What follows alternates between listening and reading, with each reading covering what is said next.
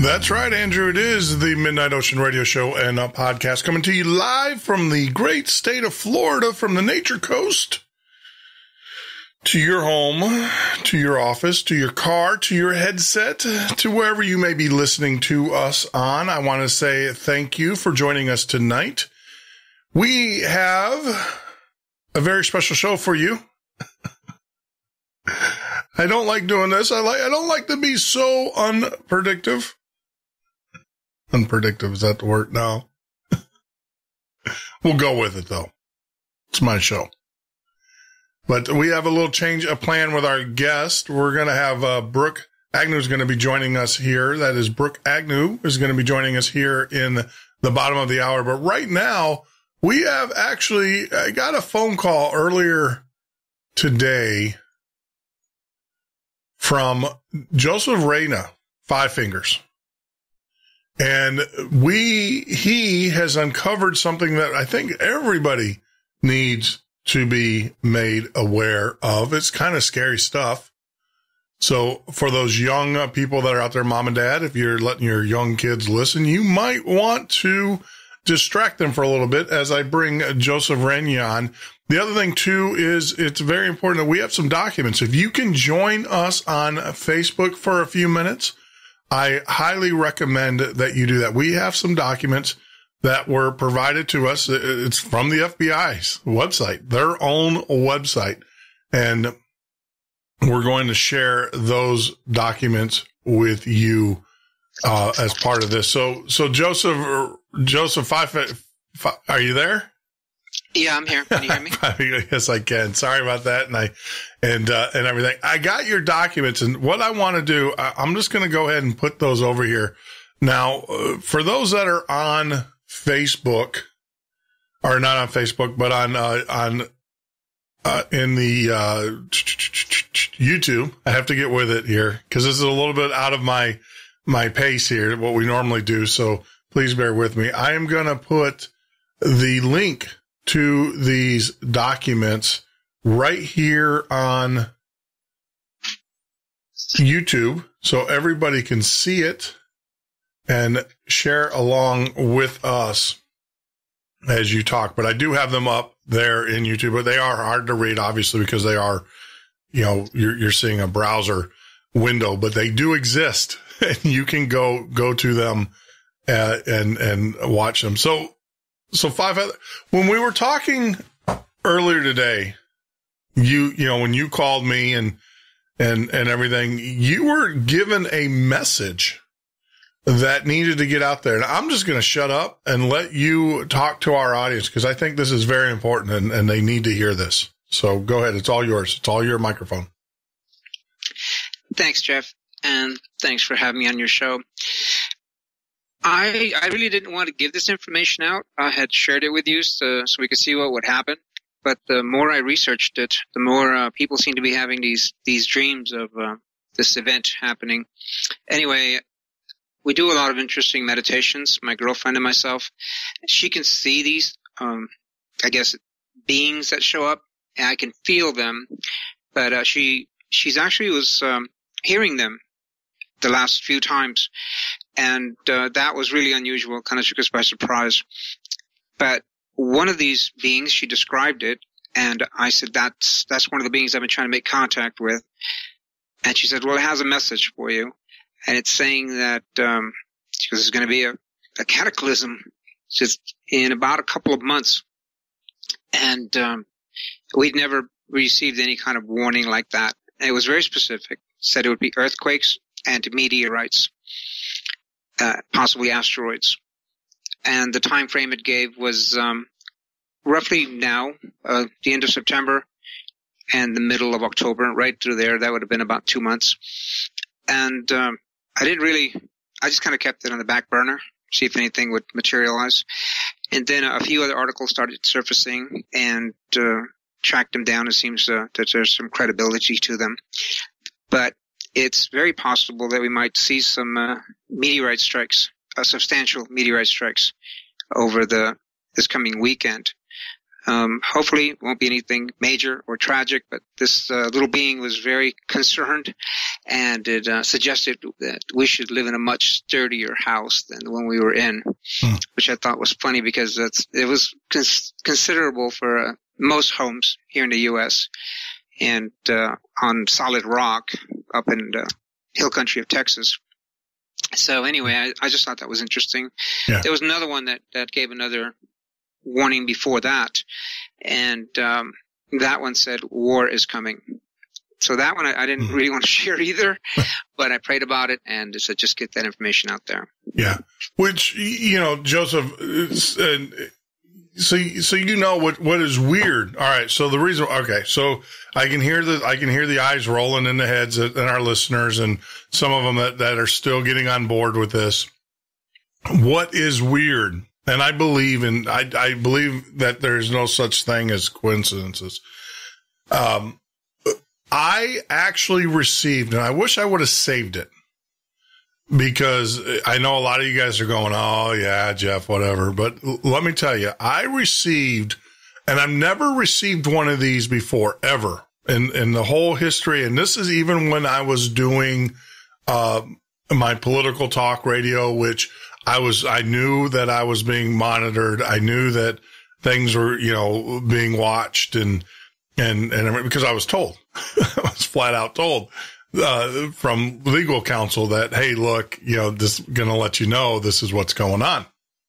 And if you continue down this path, they're going to look at every aspect of your life and dig things up. And if you have anything hidden that you don't want dug up, you need to let me know, let me get ahead of it, as your attorney. Well, so, I mean, I've had experiences with but I've never had this in my life. I got a message through Facebook, and normally when you get a message in Facebook, you will get a message and it will tell you who it's from. And this message came from Facebook on the instant messaging, and it said unknown. The individual, the person that sent it said unknown. And now there's no unknown user in Facebook, because that was the first thing I checked to see if someone was smart enough to have a user named unknown. And there was none. And basically it said, look up to the sky this weekend because you will see the meteorites. That's exactly what the message that was sent to me through my Facebook messaging.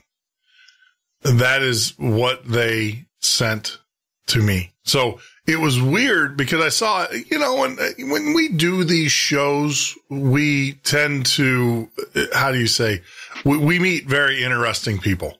And so I really didn't, I thought it was strange, the fact that it was unknown. That's what really kind of tripped me out, was that I'm getting this message from someone who obviously circumvented Facebook's security, or maybe, I don't know, they might have been part of Facebook, a developer or something who has that ability to send out those types of messages. But the message clearly was, look at the night sky, over the weekend for the meteorites. And then all of a sudden today, I had the guests that we were going to have on here that did not work out. There was actually a conflict where he's actually in the Netherlands and we're going to record his show tomorrow morning. And there was some confusion there. So I'm sitting there trying to figure out how we're going to fill the guests. And then lo and behold, Joseph, you call me out of the blue and you give me the same exact message that I got from Facebook.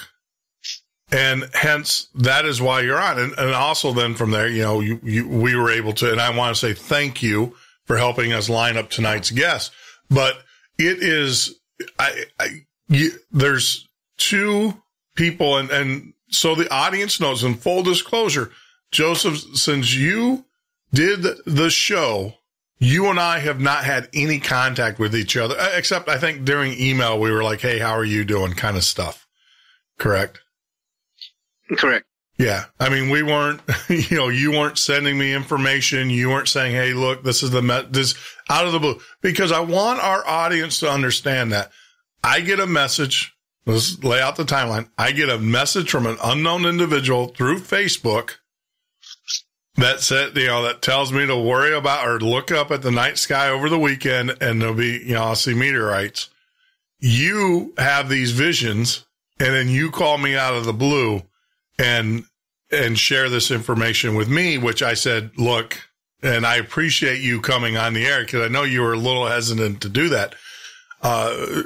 But for you to come on the air and tell everybody. So it's just, there's something definitely going on here. And I've heard, the other thing too is I had Dr. Michael Heiser on the show last week, and he actually mentioned something offhand about the, on the 23rd, don't worry about it. September 23rd. I really didn't know what he meant by that, but I believe there's some event that's supposed to be happening on the 23rd. There's a mass conscious event that people have been reporting, having dreams and stuff, that something's going to happen on the 23rd. And Dr. Michael Heiser said, he offered, I didn't ask him about it. He actually said off the cuff, oh, by the way, don't worry about the 23rd, which now I'm worried about the 23rd. I'm really worried or concerned about the 23rd. So, yeah, I wouldn't worry about it too much. A while back, do you remember when the U.S. was preparing? They were getting all those vehicles ordered, and the Correct. people trained with semi-automatic weapons, all regular government employees, and all those food packets being sent to schools up in the D.C. area, Region 1, I think they called it. Anyway, they were expecting meteorites to strike then, and Napolitano had stepped down, and she mentioned we would have a cataclysm in the coming future, and it would be cosmic in nature. Do you remember that? No, I do not. I mean, she actually said that? She actually said we're going to have an event, and it's going to be It would be the worst catastrophic event in the U.S., and she was stepping down. I never heard that. The CIA director, I think it was Woolsey, said something similar to that. Really? So we're going to have to definitely be digging that up. Well, at that time, I do believe I am in contact with a particular group, and I was demanding they move those out of the way. When Comet Sighting Spring went by, if you look at its trajectory through space, Earth passed right through it, and DC was right in the crosshairs. So if there was debris, they were expecting something to strike. So anyway, I demanded, hopefully it's happening, I don't know, that they remove anything that would do damage like that, get it out of the way. And I was kind of laughing about it, because if it were true and it did happen, then the U.S. can't scream foul, because these objects don't exist out there, and they have no ability to move anything out of the way. So nothing happened. There was no strike, no asteroids. Gotcha. Nothing occurred that year. The other thing was that in Bible code, which I find fascinating, there is something to do with the asteroid. Meetings with asteroids is the way it's, or engagements with asteroids. And it's dated for the year 5776, which is this year, 2016, ending October 1st. And specifically the month of March, the month of Tishir, I think they pronounce it.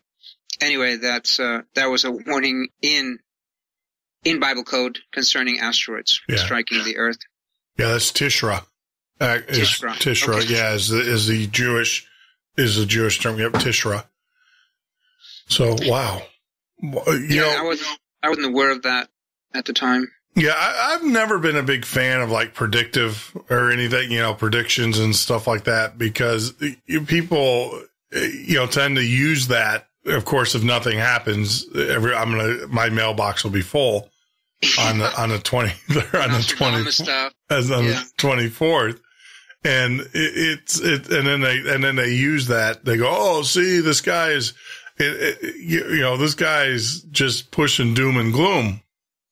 Yeah, just this afternoon, since I got off the phone with you, I started going through the internet and came across a tremendous amount of people having dreams about asteroid striking, also saying it's now.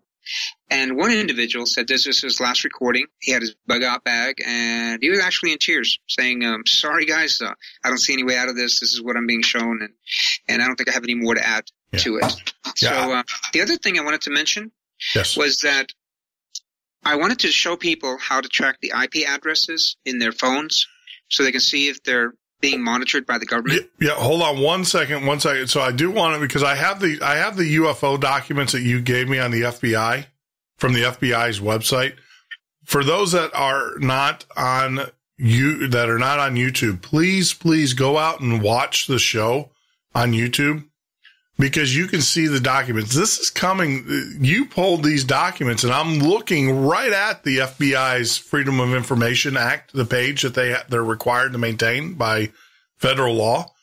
And I am looking right at a FBI document. It says, Director of the FBI and SAC, Seattle and Portland, urgent. Flying disc security matter X, Lieutenant Colonel, of course, is redacted, of G2 San Francisco, advised today he has no further information and that our Seattle office is in the possession of all information known by him and is handling the matter at Tacoma, Washington. And then you go down to the next page, and this is the disclosure. The next page, it says this memorandum is reportedly addressed to certain scientists and distinction important military authorities, part of a disc carrying crew other and under remote control. Their mission is peaceful. The visitor contemplate settling on this plane. These visitors are human-like, but much larger in size. This is actually, you guys got to read that. This is coming from the FBI's Freedom of a FOIA request that was produced, and they had to produce these documents. Now, I know the United States Air Force has a disinformation group that is out there, but I just, like I said, people, you got to read these documents. We put the link out there. It's out there on the YouTube, and you can see it yourself. And you can make your own determination as if you think it is true or real. But why would the FBI either one or two things? This is true. This document, Joseph, that you sent us is a true document. Well, it is a true document, but it does exist. But in the sense that it's true in what they're discussing is real. Or B, it is disinformation. And why would the government, when does the government have time? That would be my thing as a taxpayer. When do they have time? When do FBI agents, especially when you got people blowing up pipe bombs and everything in cities, and you got all sorts of things going on, when do they have time to produce this junk? And it's just crazy. You have to ask yourself. So I do ask that my listeners go out there and share this information. And we did post it in the live in the chat room on the YouTube page itself. So, we ask you guys to get out there and take a look at that. So without further, all right. So now the next thing is, Joseph, you were talking about, you had suspicion that you were being monitored by the government on your cell phone. And you did some investigation, and you have discovered a way, and you want to share that with the listeners, a way that you can find out where your phone calls are going or who's monitoring your cell phone. So sorry to cut you off on that one, but I wanted to get this document taken care of. And then now let's talk about your cell phone. This is interesting because I didn't know, with all my technology ability, I didn't know how to do it. So Joseph, can you explain how I, as a listener or a user, can see if my cell phones are being interrupted by the government? Sure. Do we have enough time before the next break? It'll take about 3-4 minutes. No, we got plenty of time. I'll just blow the break. I'll just blow through the break. It's no big deal. Okay. On your cell phone, you go to the page where you dial out, and you want to write this down. You'll put the star symbol, then 3001. So it's star 3001 pound sign 1 2 3 4 5. The numbers 1 2 3 4 5. So it's star 30001. Well, 3001, just 2 zeros. Oh, 3001. Okay. Pound.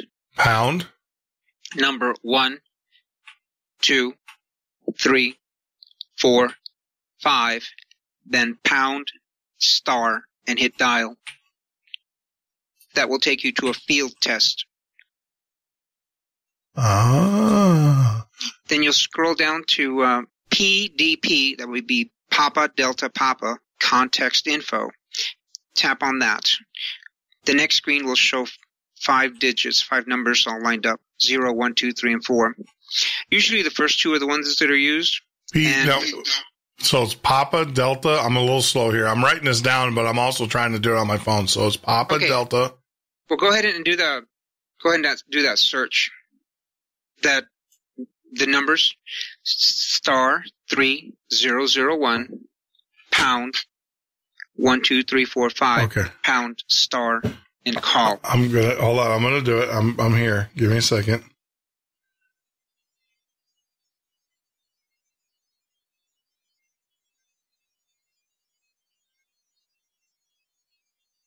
This is crazy. I got my cell phone here.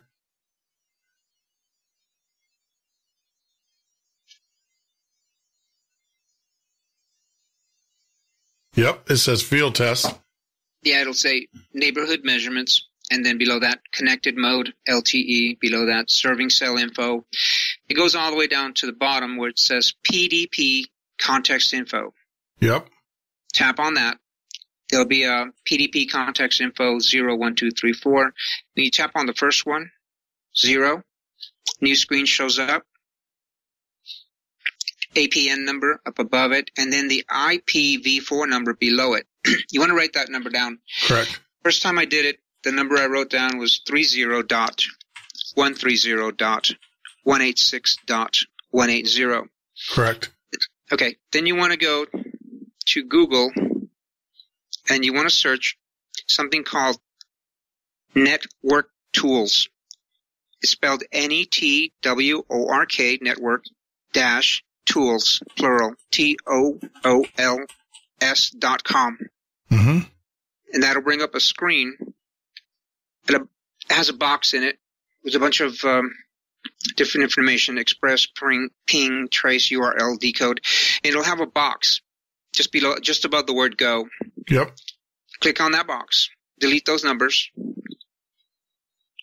and input the numbers that are on your phone.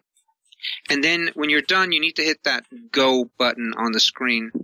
And mine took me to a location where it says that that particular IP address belonged to the Department of Defense Network Information Center.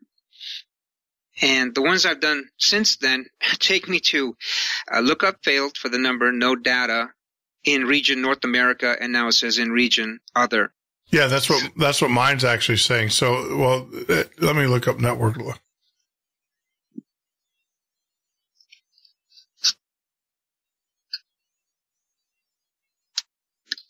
So that means all my calls, everything I'm doing on my phone is being routed. No data. I got no data as well. Mm. Holy crap. DOD Network Information Center.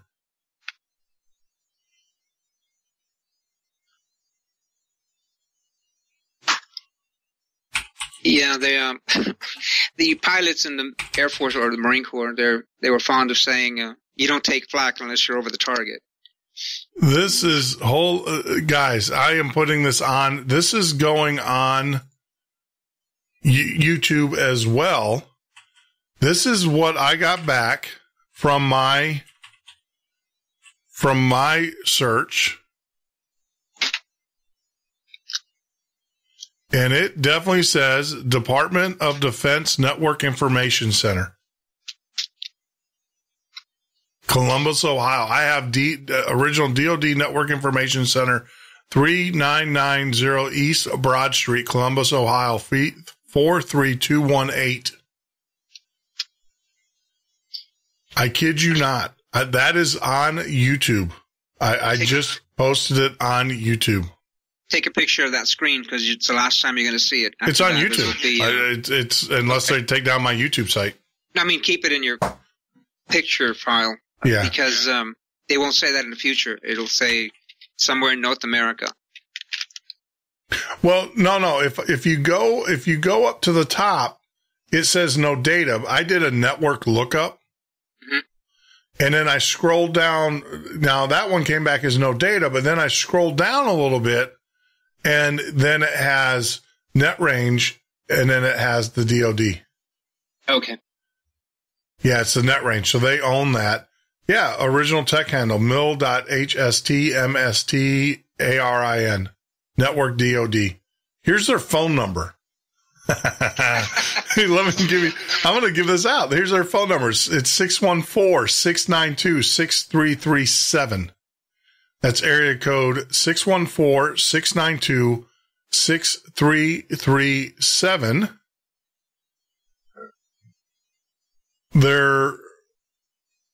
Here's their abuse number, so maybe we ought to be calling them. 844-347-2457. And their registration name for the IP or the DNS is 844-347-2457. This is incredible, Joseph. It is scary. But, yeah. I know that they listen to everything we say anyways, but this is... See it. Yeah. Yeah. So everybody who is listening within earshot, the way you do this on your phone, type in *3001 #1 2 3 4 5 #, which is the number sign, the tic-tac-toe sign for those, *, and then hit your dial. Is going to bring up a network, basically a network system administrator screen. You're going to scroll down to PDP, Papa Delta Papa. You're going to click on that, and then you're going to see the number 0, and you're going to hit 0. So what that is, that's a routing. So that's your route table, is what that is. Those 1 through 5 numbers that you see, those are your routing tables for your cell phone, and the first route is right to the DoD. Wow.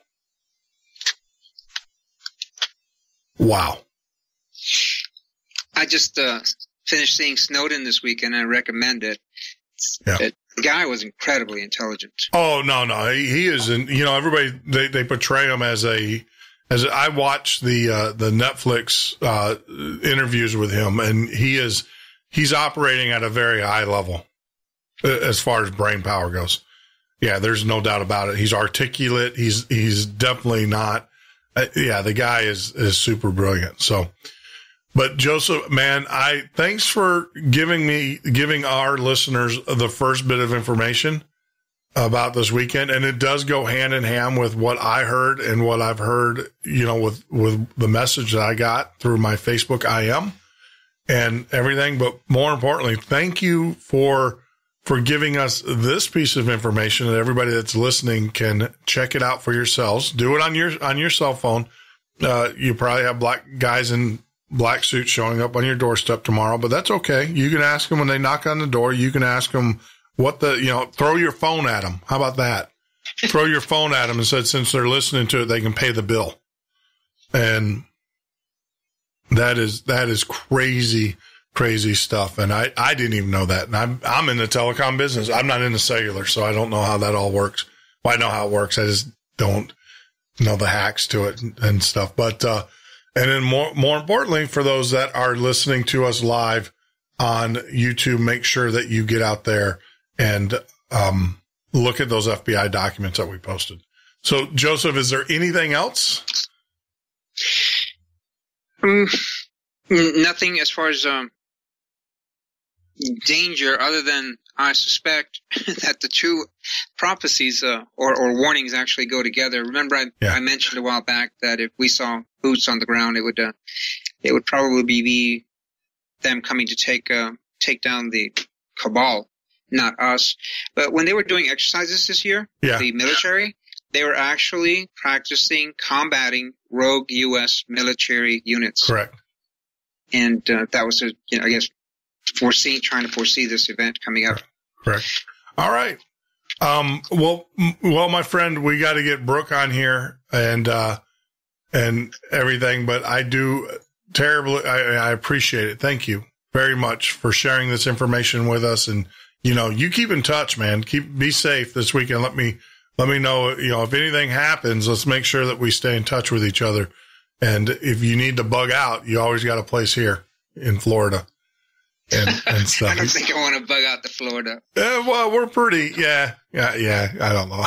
Nah, we're pretty self-contained here. That's why we're in this little community that we're in. Everybody looks out for everybody, which is very important and everything. So there you go. Okay. Our very special guest who is joining us, Mr. Joseph Reyna. I always get that wrong, and I apologize. Right? I'll just call you Joe. How about that? I'll just call you Five Eagles. That'll work. I'll just call you Five Eagles. Our very special guest, Five Eagles. How can you forget that? And everything. So, joining us on the line, giving us a little bit of heads up, a little bit of warning. This is what we're going to do. We're going to take a little break here because we kind of blew through the break. I'm going to take a few minutes, kind of get my head around what I just witnessed, what Five Feathers just showed us, which is just, it's incredible. It is actually, it pisses me off the more I think about it. It upsets me that my data is going to the DOD. But, guys, get out there, try it. Let me know how it turns out for you. When we get back, we're going to have Brook Agnew on. We're going to be talking about time travel, about what he's doing. And so you guys don't know a little bit about Brook. Well, hold on. I'll tell you about Brook when we take this very quick break.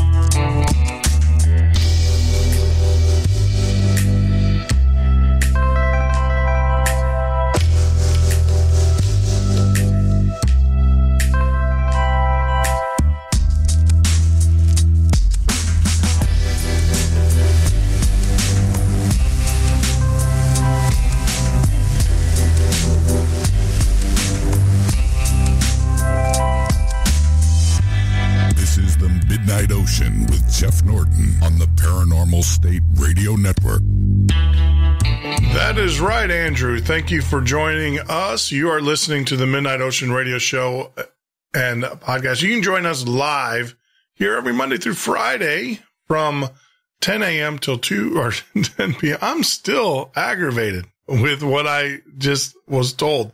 I don't know what I'm more aggravated with, the fact that we're possibly going to have some meteorite issues, that cataclysmic, as Five Feathers once said, or the fact that the DOD is listening to my phone calls, which is just incredible. But let me get back on track here. So you're listening to the Midnight Ocean Radio Show and podcast. You can listen to us live every weeknight from 10 p.m. till 2 a.m. Eastern Standard Time, or on the web at www.themidnightocean.com. Now, for those that are joining us on YouTube, thank you. For those that are joining us on the radio, if you want to join into the chat, the only chat room that we use is the on YouTube chat. If you don't want to go out to YouTube, but you still want to participate, because I always said half the show is what goes on in the chat room.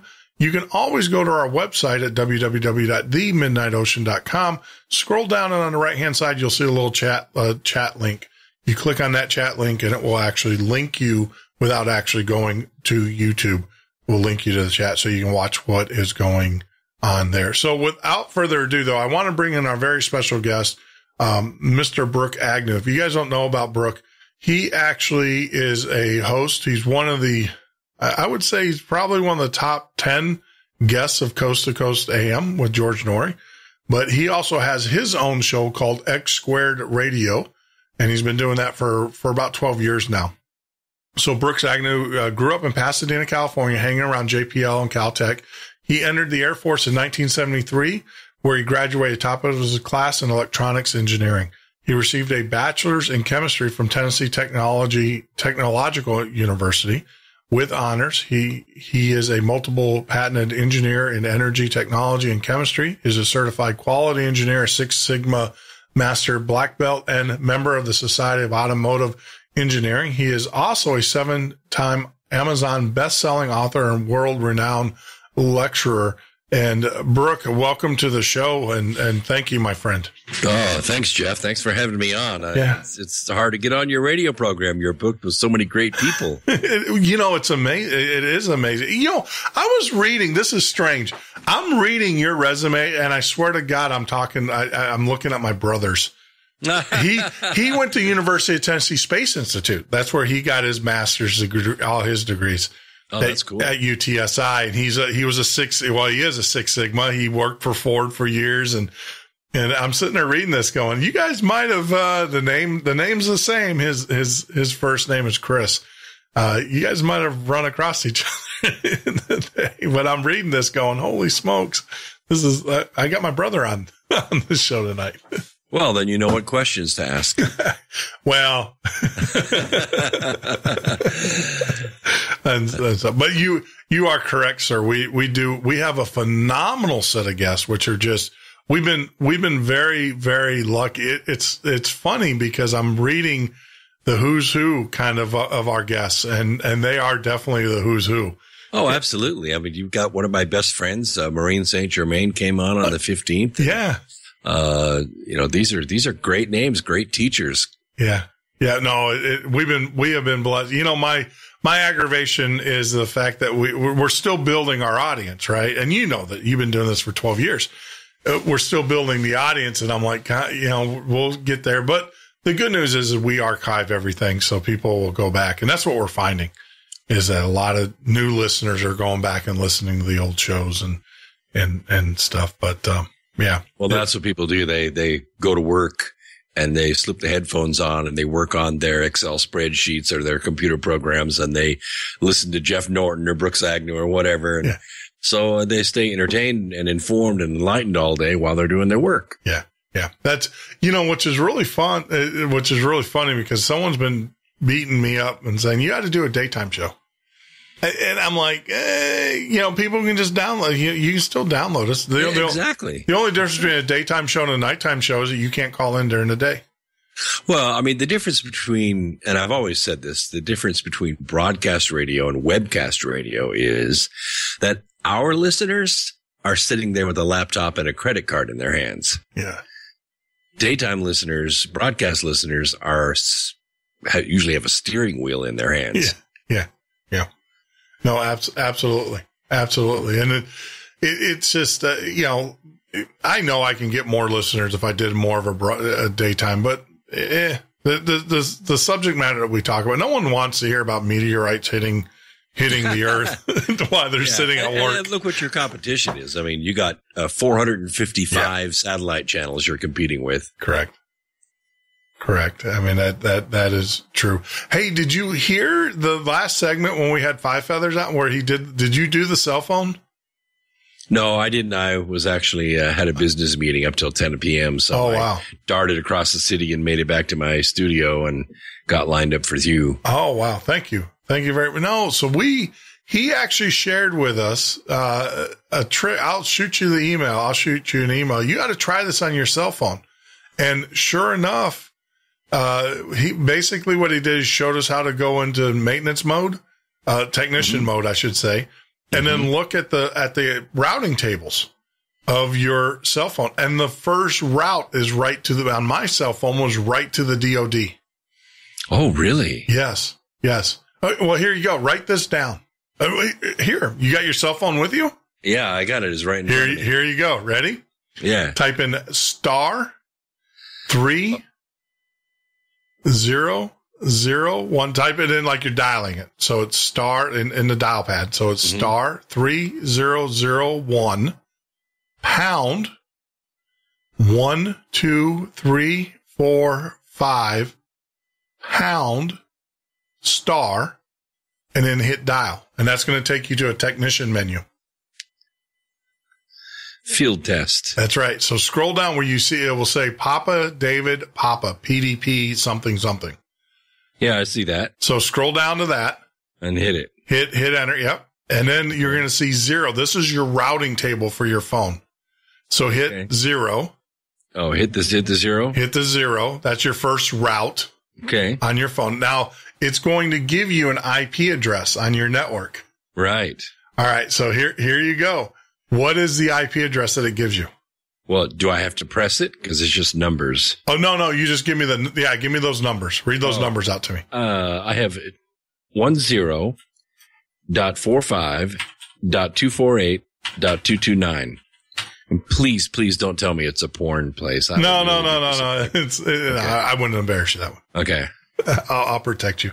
So it comes back as no data, right? But then when you scroll down, now see on your phone,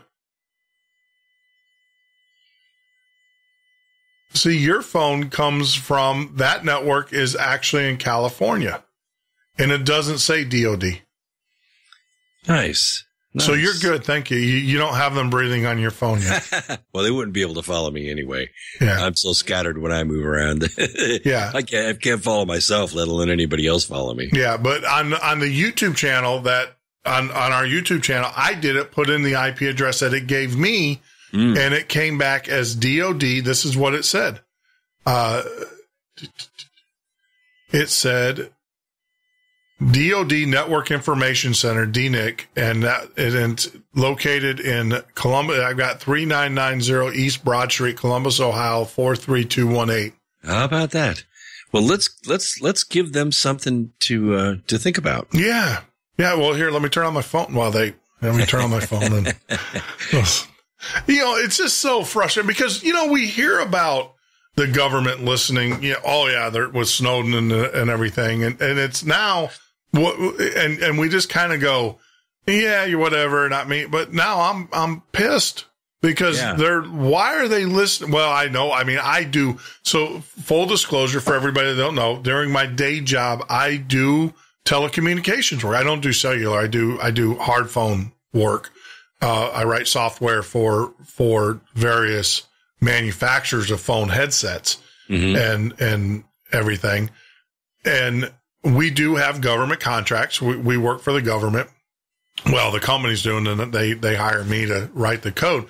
So, so I can understand in some regard because I did sign up. Yes, you with the Air Force, you're there's Snowden Jr. Yeah, that's right. I signed up. Well, I kicked myself out. That's another story. Maybe when you have me on your show one day, I'll tell my story on how I got kicked out of Homeland Security. As a defense, I was a defense contractor working for a company that had a contract with Homeland Security, and I hated it. Well, I'll tell you right now, I hated it so bad. I went across, got drunk at the embassy or got drunk at the pub right across the street from the Chinese embassy, walked up to the cameras at the Chinese embassy and flipped them off. And then, of course, their security comes out. And the next day I was gainfully unemployed. That usually will do it. Yeah, I was unemployed. Well, I wanted to get, I realized what I was doing was not for the betterment of man, in which I was sold the story. So, yeah. So I lost all my clearance, everything, but it's okay. I don't care. I'm not going to lose sleep. I didn't lose sleep over it. I can sleep a lot better now at night knowing that. So, but let's give the boys a little topic to think about and to hone in on. You are known not only for your radio show and on Coast to Coast. It doesn't take you very long. It was funny. because when I got your name, I was like, oh, and then I put you into the system, and I was like, holy crap, I'm talking to, I know who I'm talking to, Mr. Time Travel from coast to coast. So yeah, let's give them something to talk about, the listening on as they all lean forward in their, as they have their headphones on.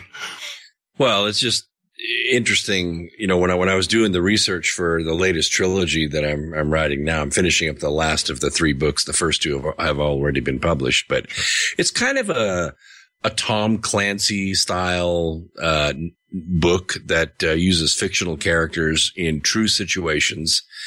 And as I started to write the book, I really got into the intrigue of how presidencies are bought and sold.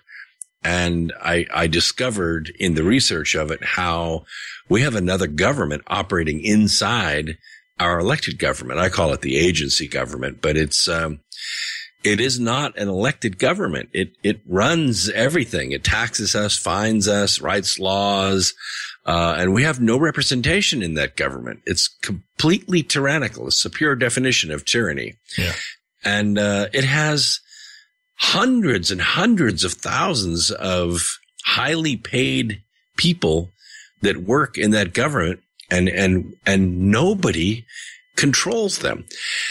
And as I watch Congress totally frustrate themselves as they haul in these agencies one after the other and order them to give Congress documents to tell them what they're doing. Why are they doing it? Mm-hmm. The agencies just thumb their nose at them and say, we're not going to give you the documents. In fact, Mr. Congressman, when I leave here, I'm going back to my office and I'm going to shred everything. And there's nothing you can do about it. Right. Because you know what? When you ask me questions about it, I'm going to say, I don't remember. Yeah. It is. Oh, and by the way, I'd add one more. Oh, and thank you for giving me the list of the documents that you're honing in on, so I kind of understand where you're going with your investigation. That saves me a little bit of time, right? Otherwise, I was just going to shred the whole building. Yeah. I'm just going to shred the stuff that you want. That'll save me some time. Yeah. And I can shred this instead of fly planes into the building. That's sad. We probably shouldn't be saying that. That's a crass joke to say so close to 9/11, but people that are in the know that, a lot of it, I think 9/11 was, besides the tragic events, the human life that was lost and everything, but it was about destroying evidence. Well, I mean, I had Richard Gabe on my program, and he's the head of the American Institute of Architects. Yeah. They have 2,600 architectural scientists that reviewed all the evidence from 9/11, and they concluded irrefutably that it was a controlled explosive that brought down at least Building 7, maybe the other 2 as well. And that's just crazy. That's how in the world could that be? But it is. The facts don't lie. Yeah. And, I got in trouble for posting. I got called out once because the other day when SpaceX blew up, on the platform, mm-hmm. the first thing I said is, look at all that steel there and all that rocket fuel. And rocket fuel is more combustible than jetliner fuel. Why isn't the tower falling over? Yeah. Why didn't the structure of the rocket tower melt and fall over? It's just, look, I know there's a lot of theories all the way to the fact that, it was all CGI, right? It never happened. I definitely don't believe it's CGI, but I do know that there was opportunists out there in the government that took a good opportunity and milked it for what they could. Well, it got me. I was in the aviation business. I owned an airline, mm-hmm. and we were doing some background checks. In fact, the FBI was on their way to my office that day on September 11th. And the FBI agent called me from Greenville, Tennessee about, it was just about straight up 9:00. Yeah. And he said, I guess I'm not coming. I said, why? He said, turn your TV on. So I turned the TV on, and the first tower was burning, and the second one got hit while we were on the phone. Yeah. And I said, yeah, I can see what's going on. That was the end of my airline, Jeff. I'm telling you, I lost everything. Oh. I had enough money in the bank to make payroll and insurance payments for the rest of my staff until I got them jobs somewhere else. And then I closed the doors. Yeah. Yeah. I had similar experience. We were doing software for banking, for the banking industry. And we had some major banks, some huge banks. And we were all, toasting champagne a couple weeks earlier and thinking that finally all these years of hard work was going to pay off. And then September 11th, I lost 4 customers. Well, let me ask you a question about that. I've done software for banks on the HR side. Mm-hmm. How does a bank like HSBC or Wells Fargo create tens of thousands of phony accounts and run money into those accounts when you have to have a driver's license? Sometimes you have to have a birth certificate to open a bank account. How do they do that? Well, the accounts are already open. So what they do is that they'll split the account. So a lot of people will, when you get a checking account, you get a savings account or you get a money market account at the same time. So they've already proven, they already have the people's documents. What they'll do is they'll open 2 accounts at the same time and then they fund them. So they'll take, if you deposit $100, and the way that Wells Fargo's system was set up on the online part of it is that you had the joint account. So even though you had 2 accounts, when you go to look at your assets, so if you gave them $100, so they would put they'd put $95 in your checking and $5 in your savings that they created for you. Well, I mean, do they ever make a mistake? Oh, they did. And send you the bank record, like you get your monthly statement. You know what? And you see that $80,000 flowed through your savings account in and out. Well, no, you never saw that. That was the thing, is that they wouldn't, because the way that their system was set up is that you didn't see a breakout of checking and savings. You just saw total bank asset.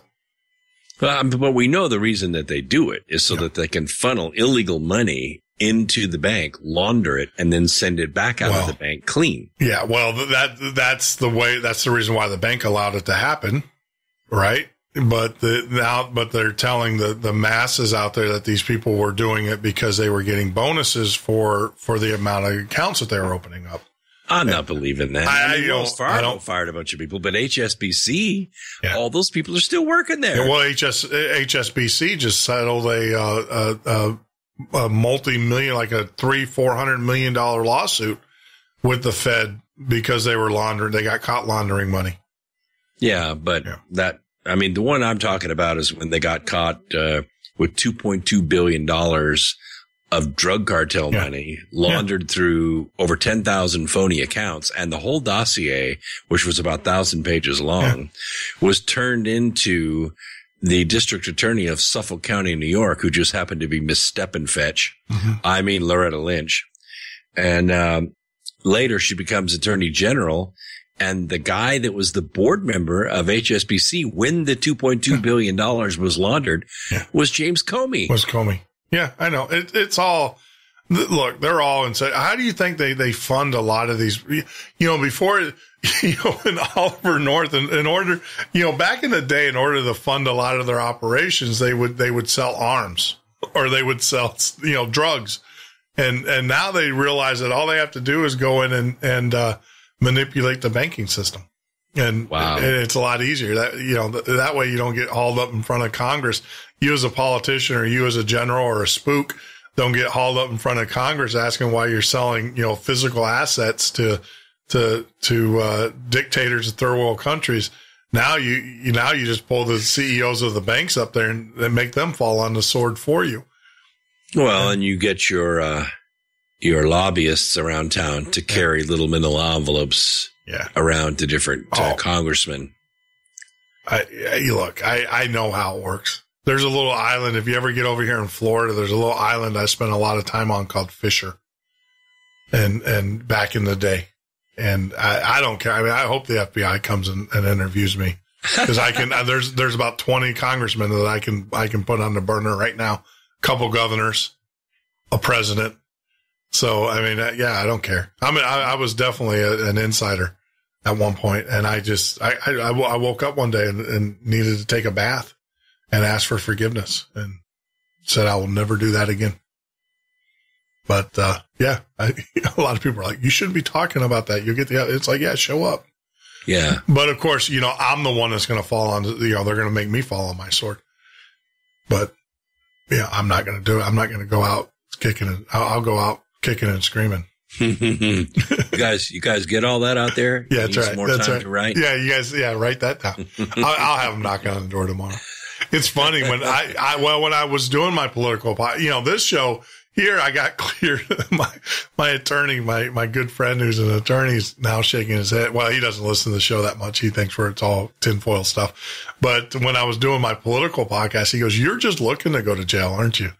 And it was like, why? And he says, "You can't say that stuff on the air." He goes, "Especially with what you do." He goes, they're going to get you. And, so then when I started this one up, I said, well, I'm going to talk about paranormal stuff. And he's like, well, they don't care about that. Yeah. They don't care about that. But I don't know though. They got my phone routing to their database, to their DOD database. That's true. Crazy. I don't, I probably shouldn't be looking for that pressure cooker. Don't use that word. Pressure cookers are a bad word now. Yeah.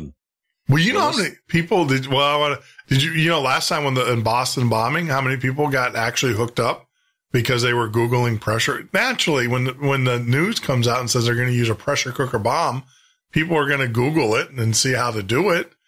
And the government was surprised, and there was a lot of people that got knocks on the doors within a few weeks. Well, that's a whole nother method. Warfare has changed because the weapons are so bad now that, it could, kill every living thing on the earth. Yeah. And besides, the guys down at Wars R Us, they make a lot of money in war, but they realized now if they play, it could get very serious. Yeah. So all they really care about now is battle. Yeah. So from 1945 until now, all we've had are battles, no wars. Yeah. We just fight all the time. Conflict. Yeah. Ongoing conflict. Yeah. I'm amazed at the size of the U.S. defense budget. And then I have to slap myself in the forehead and say, defense against whom? Yeah. We spend more than the next 8 countries combined. And all those countries plus ours is about 90% of the defense budget for the whole world. So who are we defending against? Yeah.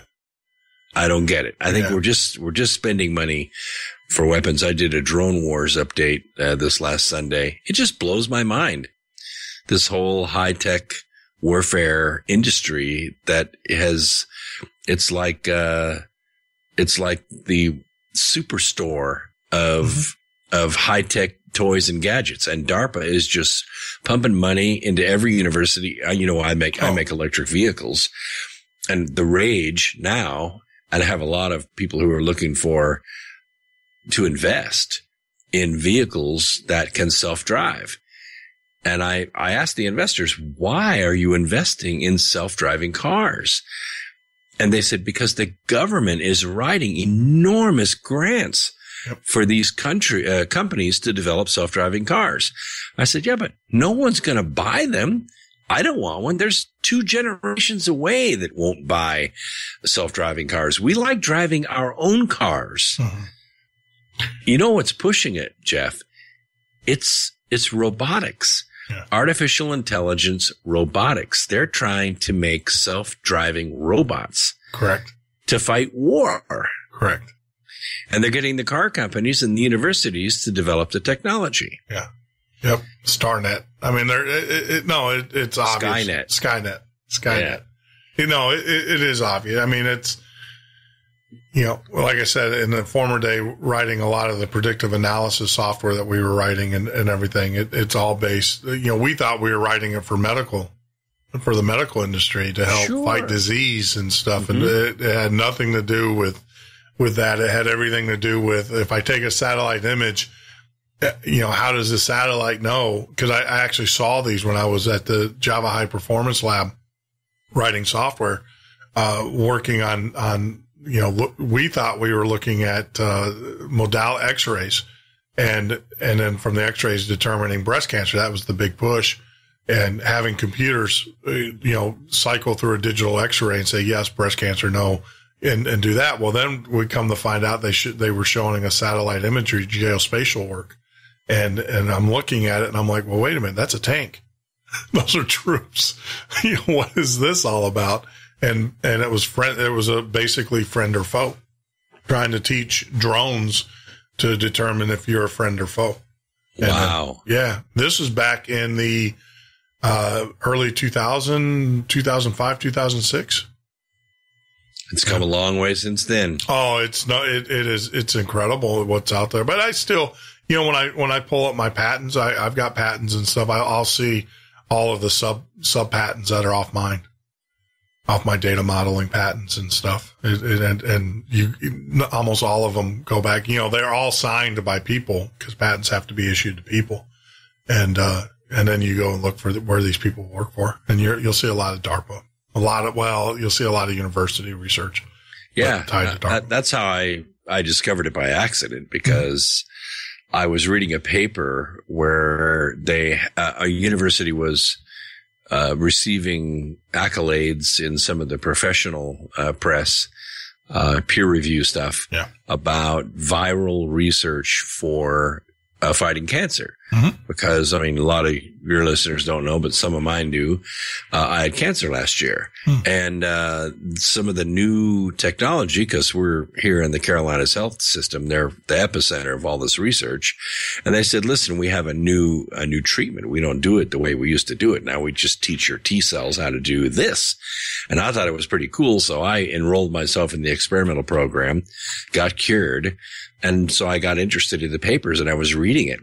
And the interesting thing was that they were using viral macrophages to teach T cells how to go after certain proteins in cancer cells to prevent the cancer cells from dividing. It's really quite clever. Yep. But then I wanted to know, where did they get the money to do that research? Well, it came from this foundation.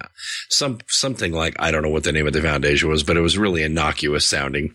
So I looked up that foundation and I said, well, where did they get their money? It came from DARPA. And it even gave the budget that it came from in DARPA. And darned if they didn't have the link to that budget on their website. So I followed it. Oh my gosh. I was afraid to have it on my computer. That's how amazing this treasure trove of information of DARPA was. They were spending money everywhere, but it wasn't for cancer research. It was for weapons research. Yeah, delivery. Yep. I don't doubt it at all. I can tell you this. I'll tell you. I put it right on the air. I worked for a defense contractor called Pangea out of Chicago. And it was through a health initiative is that we wrote a program. I wrote the interfaces. There was two projects that I wrote for Pangea. One was we worked with the biological unit for the National Guard. The guys that go out in the containment suits. We designed their, it was pretty cool. I love doing it. We did it all in Flash, which is a really graphical language in a sense, but those wall boards that you see on TV, on the shows where people are moving with their hands and everything, we built a similar system. It was the critical incident SIMS, it was called SIMS, CIMS. It was the critical incident management system. And that was actually funded through DARPA, through the county hospital system in Chicago. Now, how does this is so the listeners out there will know, so you have a hospital who gets a grant to build a critical incident management system for the 5th CST, which is the National Guard there in Illinois, on the biological assessment and response team. So it all went through this hospital. Then it went from the hospital down to, went to Pangea, and then Pangea, we wrote the software for the 5th CST. So if you were an investigator and you were looking, you wouldn't think anything of it because it's hospital grant money. But no, they funneled it through the hospital to get it down for building out this the system. So I built that for the 5th CST. And then from there, they came back and said, look, we want you to build a system. We want to look at diseases. And basically what happens is when a person presents themselves to the hospital, what will happen is if they put in a modality, or a symptomology, they put in the doctor puts in the symptomology, then what will happen is if it was like an anthrax or if it was some kind of viral infection or even nuclear and everything, it would alert the 5th CST that it was doing. So I was like, okay. I mean, because a lot of people were, we had bird flu. You had a lot of virals that doctors don't necessarily, everybody thinks doctors know everything. When you hang out with them long enough, you'll realize all doctors really know. There's doctors that do know a lot, but most of them know how to read this thing called the Merck manual. And they look up, there's a little red book that most emergency room doctors carry around with them. And it basically has symptomology. And then they go, oh, okay. And it tells them what to do. Right. I mean, it's basically a book. And so we were taking that Merck manual for biologicals and nuclear and everything. And we kind of combined it. Well, so it was volunteer kind of thing where the ER, they would log into this system. That was called Guardian. Great name, right? Guardian. Mm-hmm, the mother country's going to love you. And you're going to put that in, the doctor's going to key in your symptomology. If you don't know what it is, if it's a broken arm, then obviously you're a broken arm. And so we worked on that project and it was great. And then one of the problems though that we had was the vast amount. We were doing over 300 million data points a second in calculations. Wow. And I'm looking in the database and I'm like, why are we doing this? Is like a pilot program where you're only supposed to have maybe 100 to 200 patients a day. Why are we doing this? And then lo and behold, what I found out is that another group, unbeknownst to me, took the voluntary system where the doctors were typing the information into the system, this government database. Well, this other group actually hooked it right into the EMR, the electronic medical record system. So now every patient that ever presents in these hospitals, their information was going through the system. And that's where I had a problem. I think that's fine as long as it's John Doe. I mean, as long as it's Oh, no. So, I could go into the database and I can tell you who the person was. We were seeing lab results for AIDS patients or people. This database, no. The government, let me explain something to you how the government works. The government doesn't care about concealing your identity. They can care less. They're not like a business who has to worry about, your information being given to a third party. The FBI's been doing a hell of a job of covering up personal information. Yeah, that's true. But no, they don't employ, the government doesn't have to employ the same security policies that a corporation or a business does. Oh, that's true. They don't.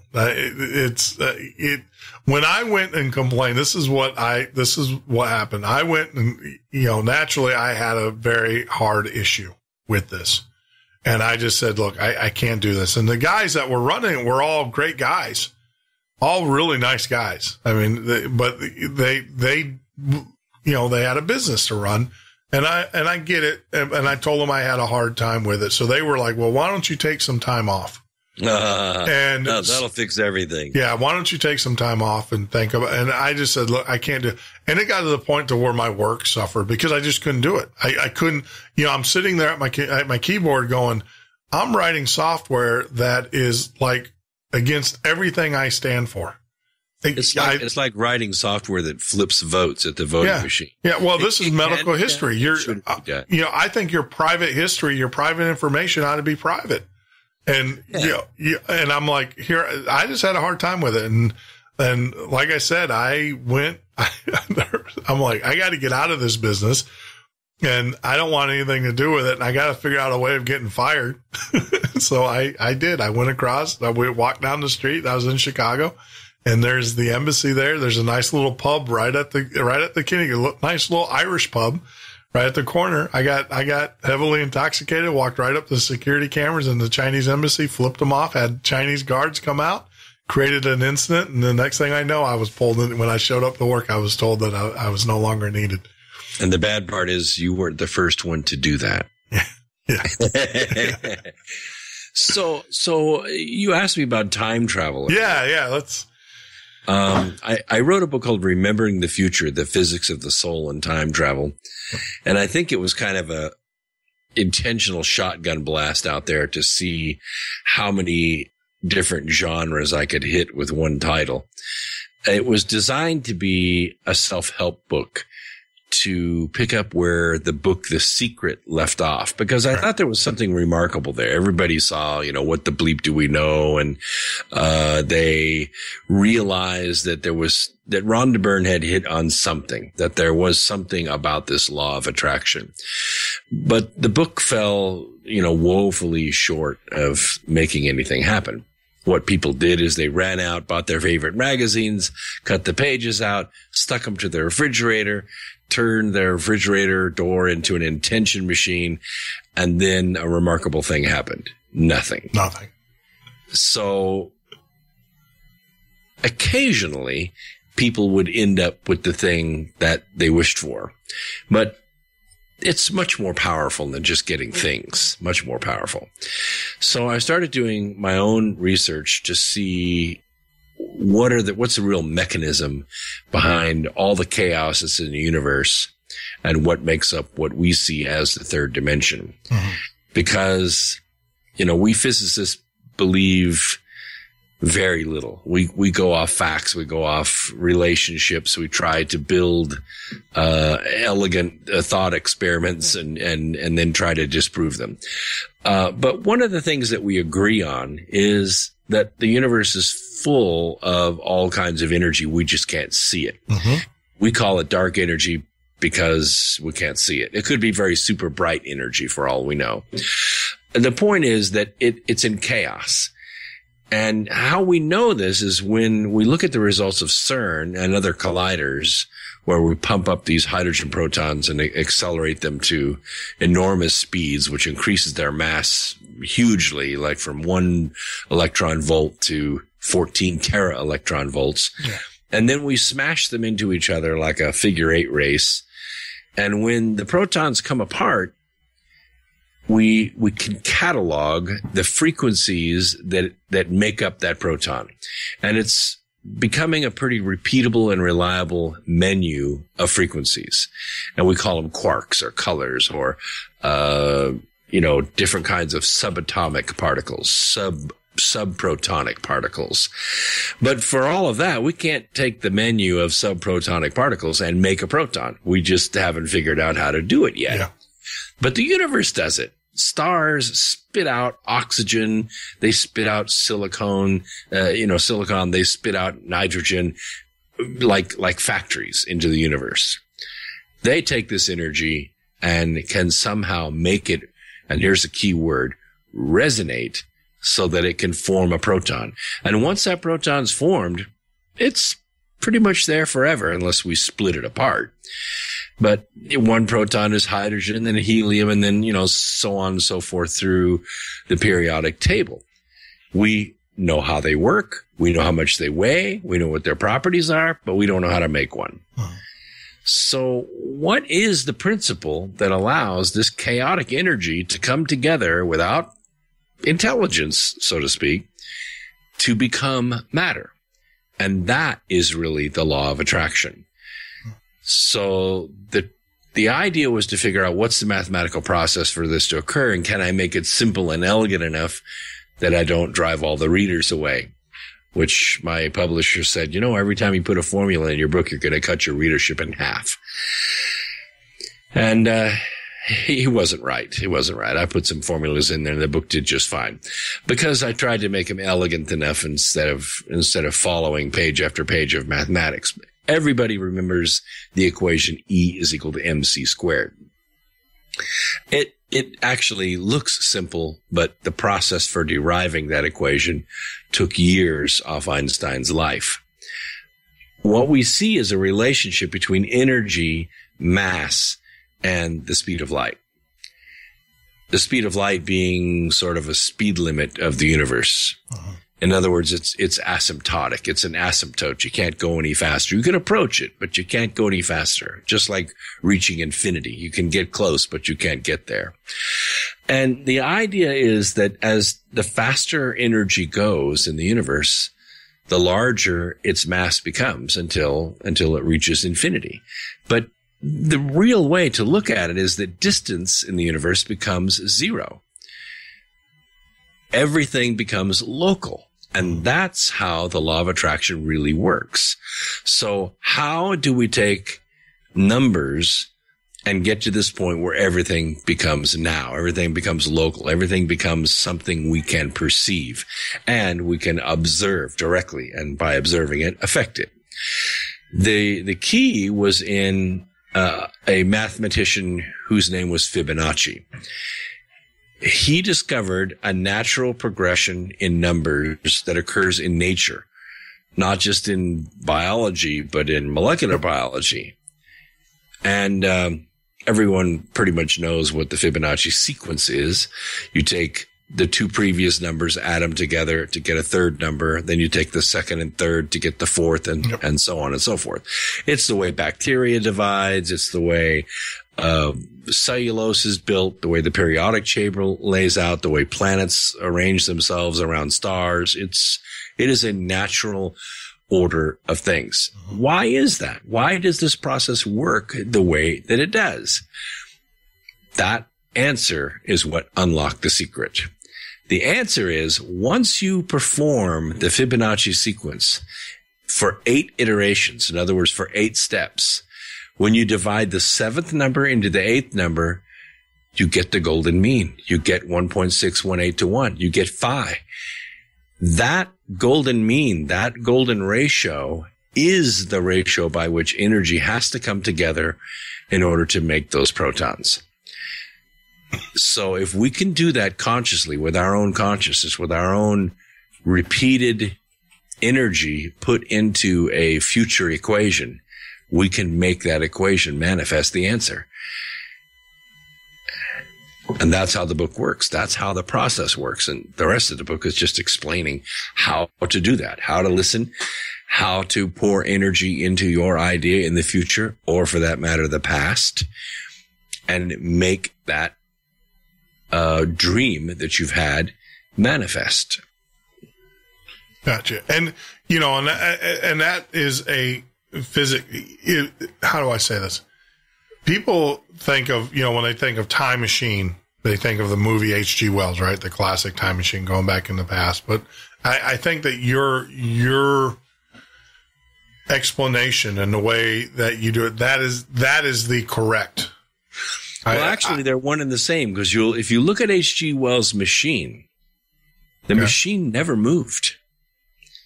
The machine stayed in the same place, whether it was in the past or the future or in his conservatory. It was in the same spot. What he did is he collapsed time around it and then slowed time down again. And he was in a different time. The machine didn't go through space at the speed of light. What he was able to do is magnetically crunch time to where everything became local. Gotcha. Okay. Remember when he had to go back to the conservatory and had to push the time machine forward like 30 feet? Yeah. And then go back into the future so he'd be on the other side of that wall? Other side, yeah. Yeah. Okay. So he was like the center point, and then everything else revolved around his point. Yeah. And then he was crushing time to his spot and then re-expanding it. Now, if you think of time from the perspective of, say, a photon that leaves the star Arcturus and goes zipping across space for more than 6 light years and reaches your eye standing here on Earth, and you say, oh, wow, there's Arcturus. Yeah. Yeah. From the photon's point of view, there's no distance between Arcturus and Earth because it's traveling at the speed of light. At the speed of light, all distance disappears. But the time is there. So, I'm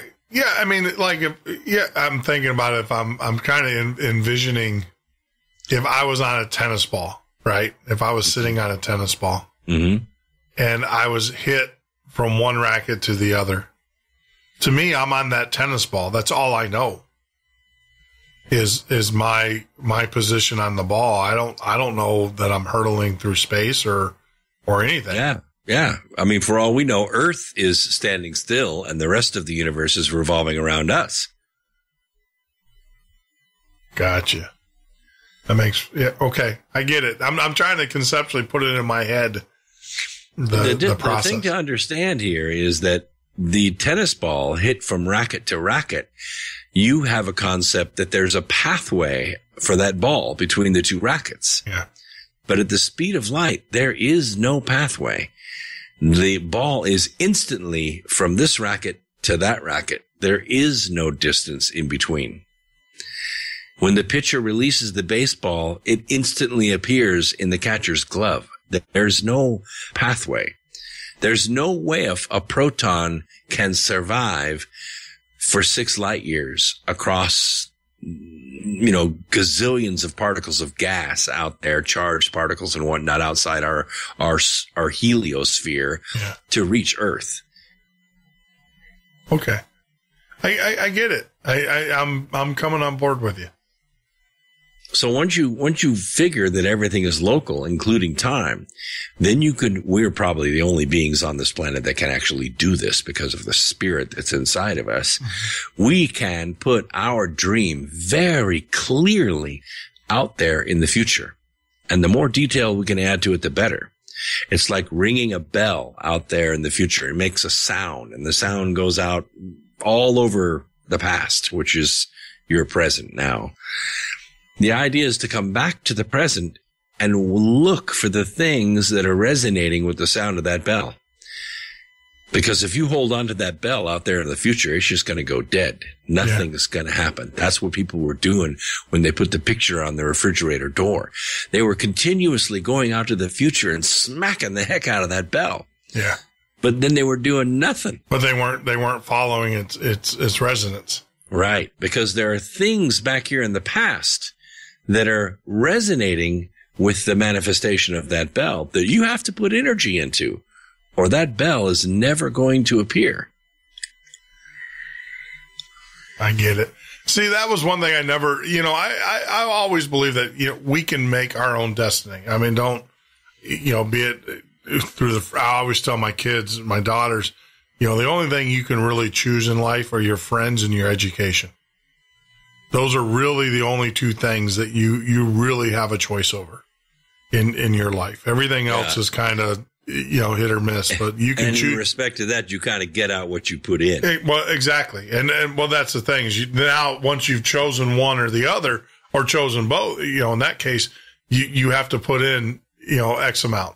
And those are the only two things that you can choose. So the problem that I had with The Secret is the fact that I can envision myself, sitting on a yacht, say 5 years from now or whatever.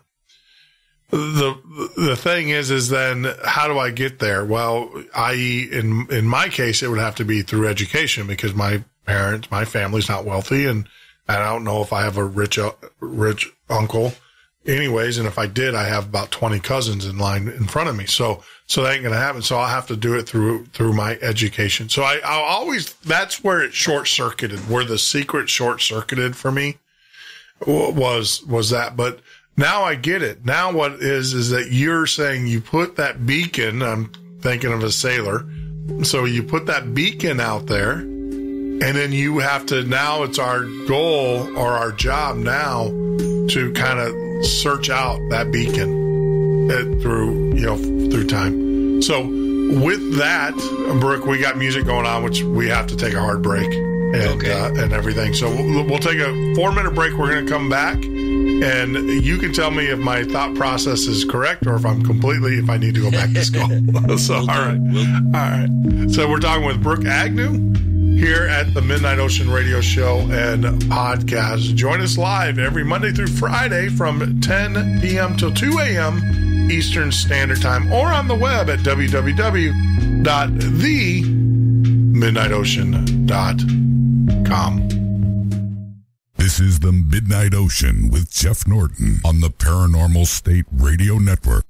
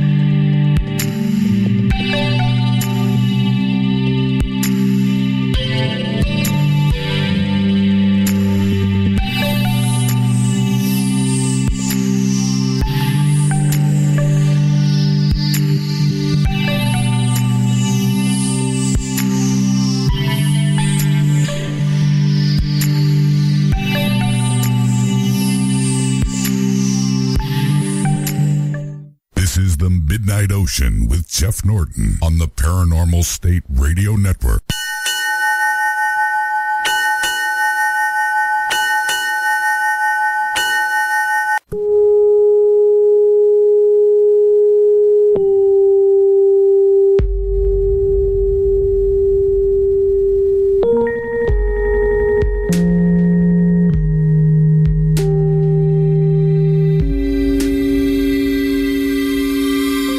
Welcome back. This is the Midnight Ocean Radio Show and Podcast. I'm your host, Jeff Norton. Join us here every Monday through Friday from 10 p.m. till 2 a.m. Eastern Standard Time, or on the web at www.themidnightocean.com. If you're joining us for the first time on YouTube, we ask that you hit that ever most important subscribe button.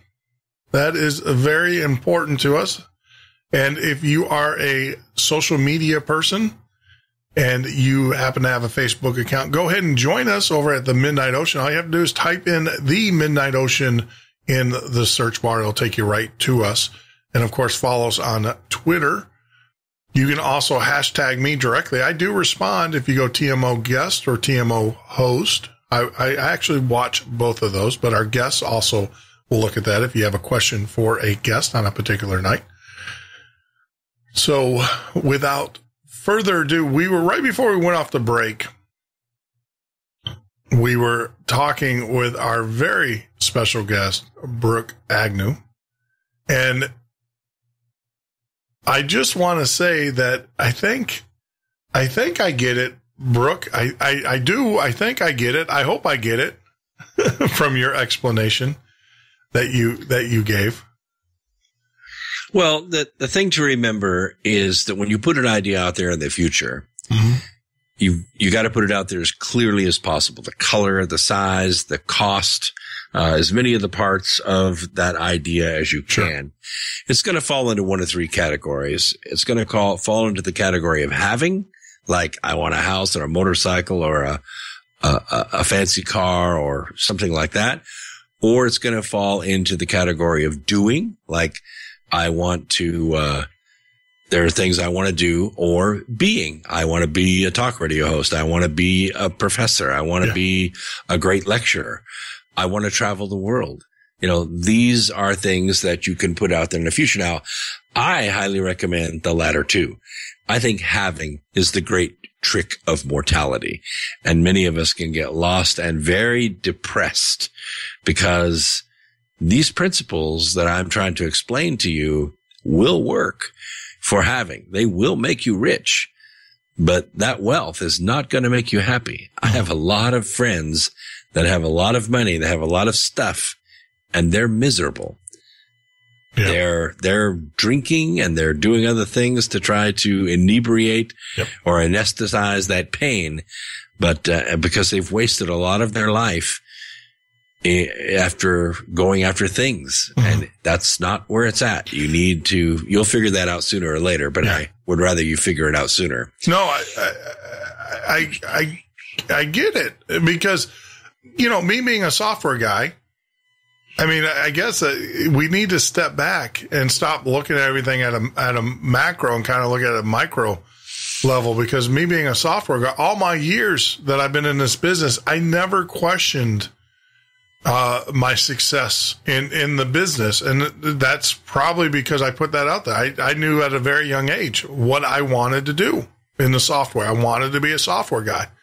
And I put that out there, and lo and behold, I am a software developer and pretty prolific. I mean, I've got a lot of kudos in it and a lot of different accolades from different employers and contracts.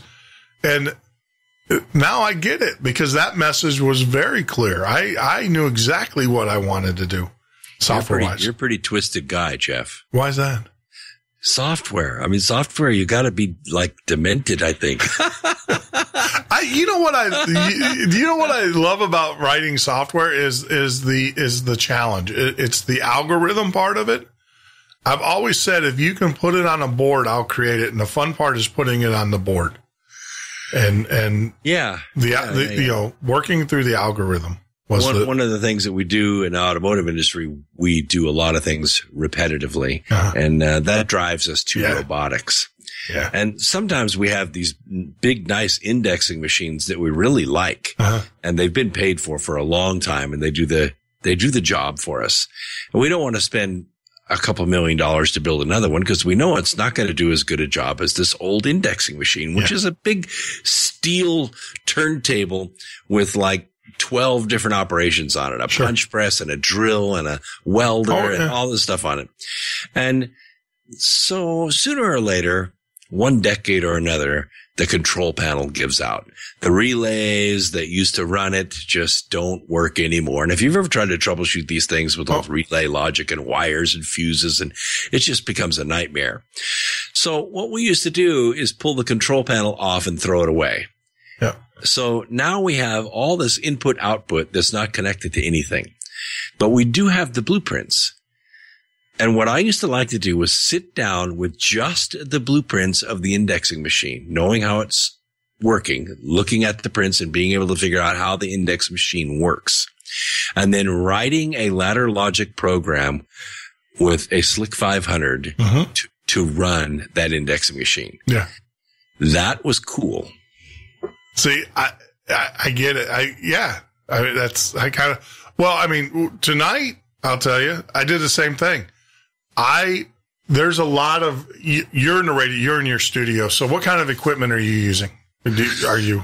I have a Mackie mixer and I'm powering with a Toshiba laptop okay. So you're not running Telos or anything like that or an Optimod or no. Okay. Yeah. Cause you see, I'm poor too. I'm poor in the sense that when I started this, Sandy, my business partner in life and also my business partner, she was like, no, you're not going out and spending $10,000 on an Optimod.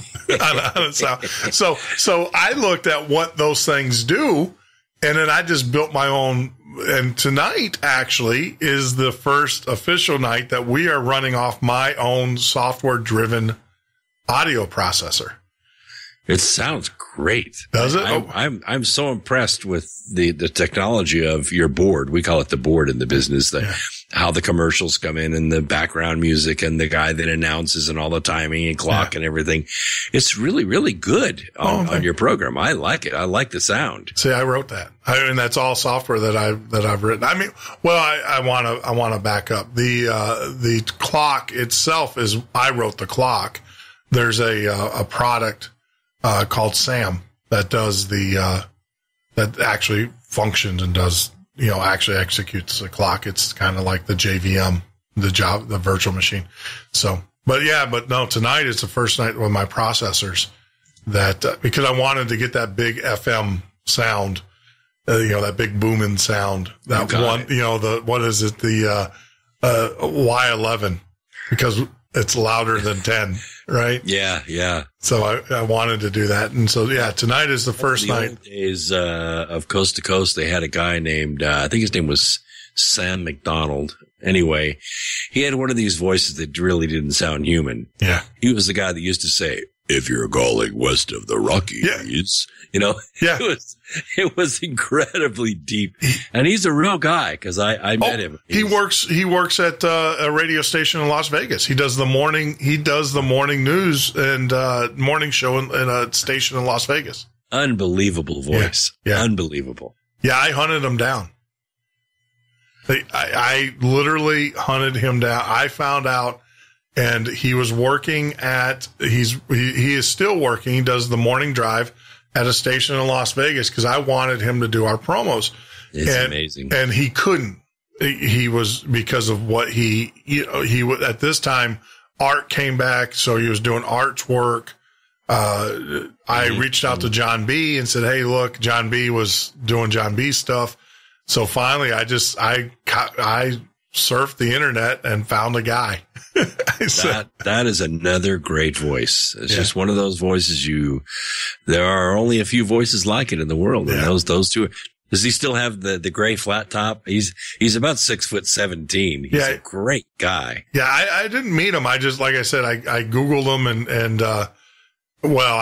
how did I find him? I found, you know what it was? I found an MP3 clip that had him, and inside the MP3 header in the metadata was his name. How about that? That's how I found. I went and I found some promo clips, and someone in the MP3, in the header had the artist's name, and that's how I found. And so then I Googled him, and then sure enough, he's, like I said, he's still at Drive. So I reached out to them, and they were like, "No, he can't." He's because they were with they're with the Clear Channel or whatever. Yeah, Clear Channel, right. And they're like, no, we can't do it. And then, so then, it is. Well, it's the voice you have really, really sounds good. So I just want to compliment you on that. It's very, very well done. Is it? I knew something professional was going on there because I don't hear a sound like that on other podcast radio programs. Yeah. Thank you. Now the problem is I just got to get my voice in check. Well, that's another story. We're always working on that, aren't we? It's I have a voice coach, and I I have a voice coach lined up. I got to get some revenue. Once again, my business partner and everything. And he is out of Orlando, and he's pretty well known. I had a voice and diction coach out of the University of Northwestern that was working with me. But she has since retired. So, because when I first moved to Chicago, from Tennessee, you can imagine the accent. So I had to get rid of that. So that's the battle. I had an accent. Growing up, I grew up in a Scottish household. Oh. So I got into radio as a junior in high school. I was playing around with it, and someone said, "You have an accent." I said, "I do not." They said, "Where are you from?" I said, "Dude, I was born right here in L.A., but I was raised in a Scottish household." So the way that I said things, right. And it came out with that Scottish brogue. Yeah. And actually, the work I did on myself to get that accent out of my voice is what made my voice the way it is today. Got it. Okay. And you got that deep baritone voice. Well, I work on it. It gets a little bit raspy sometimes, but I tell people I have a face for radio, so I better do well behind this foam ball. That's how that's me too. And unfortunately, I made the mistake of putting my stuff up on YouTube. I don't know if it was a mistake. It just, people, that interaction. And that's the thing that we're going to start doing a little bit more with the shows. Like last night, we had a technical issue with one of the computers crashed.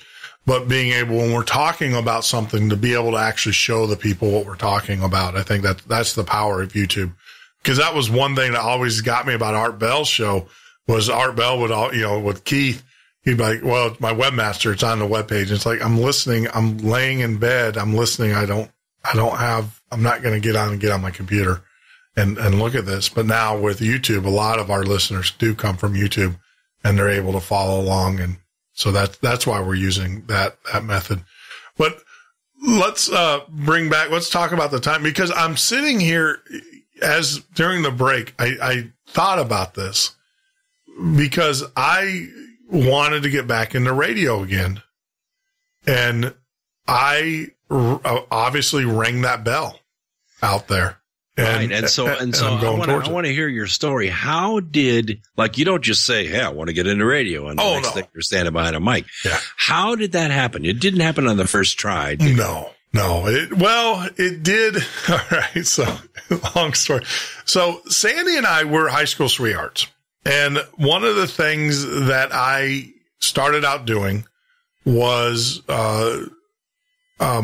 dances. Like our high school dances. I was a social awkward awkward kind of guy. You never went to dances, not that kind of person. I'm a geek, but I'm sitting there going, well, I got to go to dances, but I also want to make money. I like money. And so I realized that through technology, I could do dances. I could be the DJ. And from there, I used to rent my equipment from a place called Austin Audio in Tennessee. And when I would go pick up my equipment on Friday, it just happened that they had some issues with a Leprechaun lighting board. And me being an electronics guy, computer geek, I went in there and programmed it for them. I fixed it for one of their these guys were doing concerts for. Right. Yeah. Right. So you could control all the Fresnels. Yep. Cool. And so I showed them how to program it. And so we got it up and running. And so I was set for life for these guys, where I never had to pay for the equipment, the rental of the equipment. So Sandy and I and another real good friend, we traveled all over the state of Tennessee doing dances. That was our job. Our neighbors here. Can you imagine this? Successful because we had people that believed it. Our neighbors would let us. You got 16-year-old kids, 17-year-old kids, 2 guys and a girl, sitting there going, "Hey, can we borrow your van? Because we got to load our equipment." And our neighbors were they were like, "Yeah, sure." And they allowed us to use their van, and we would load the equipment up. It was awesome that they supported us that way. And so I always had that side of it. And then from graduating high school, went to college at Middle Tennessee, which is known for its recording industry program. I actually went for computer science and physics, and At MTSU? At Middle Tennessee State. And which is funny because they had the WFOMOT or MOT, I can't remember the call letters, but they had a radio station there at the university, and you could do like a work scholarship kind of thing. And so so I said, I'm going to go do that. So I went there and I had to do all of my radio work and do the checks, the air checks. And the problem was it was a French, they were known for jazz. And we're not talking B.B. King jazz. We're talking eclectic jazz. Like, I learned really quick, you don't get a job at a university that is known worldwide for its recording industry, unless you can speak the art. Because I did late night I did a couple shows late night. I could not pronounce any of the artists' names. I just couldn't do it. I'd have professors calling. I mean, these are audiophile. These are the real deal. These are professors that, wrote dissertations on the guys that I was messing up their names. So my life in radio didn't last long. And then it doesn't really go over real big. It didn't go over real well. That last piece was from Madame Mosul. Yeah. Madame Mosul. How do you say that word? I don't know how to say that word. Yeah. That doesn't go very far. Exactly. But then I had buddies who were radio guys in Nashville, and they would invite me. We'd hang out and everything. They'd invite me into the studio. So this whole thing about automation was huge. So, and I was a computer guy. So I would I kind of stayed in it a little bit because I stayed in with the automation part of it. And so you were doing the cart setups. I was doing, well, not that. I was actually, the whole thing is I was bringing in digital. This is back in the early 90s. I was like, hey guys, why are we using carts? Why don't you? That's what we were using there. For those of you that don't know the radio business, these are little, almost like 8-track things. Cassettes. And you stick them in and it has a commercial loop. Yeah. And then you'll have 16 of these actually in a machine. And when it comes time for that commercial to run, it would just play the next tape. Yeah. And that's how commercials were run in those days. Yeah, it was pretty low tech. It was all analog, and so I started to get into digital. What I did is I took it was a Korg keyboard, and I put this radio stations, all of their advertisement on each key. Oh, how about that? On this Korg through MIDI, and they would hit and that would play the ad, and they were like, "Oh, that's." So I kind of stayed in it, but then I got into, as a computer guy, I got more and more into the computer work and kind of got away from radio. Mm-hmm. And it's always been my passion to be in radio. I have an uncle who was known, he was named Polka Joe. He was known in the Michigan area for he was a DJ and they played polka. And he did polka. Yeah, he was a polka. They called him Polka Joe. And very well known in the Michigan area. Michigan is like polka country, right? That in Wisconsin. So he was, I guess it was kind of in my lineage, in my blood. But then, what got me back into the podcasting was I just got aggravated with what I was seeing. Sure. What I was seeing. So I said, well, heck, I got this technology. I'll give it a shot. So I built a studio in my house, and we grew our original podcast from next to nothing to 20,000 listeners. Sometimes we had 40,000 listeners. Really good. Yeah. And the podcast, we were going, but what happened was I just it was politics, right? It was the Rush Limbaugh, the Alex Jones kind of stuff. And it was getting to the point to where, I just every day I hated doing what I did because it was miserable. It was just, so much negativity. Sure.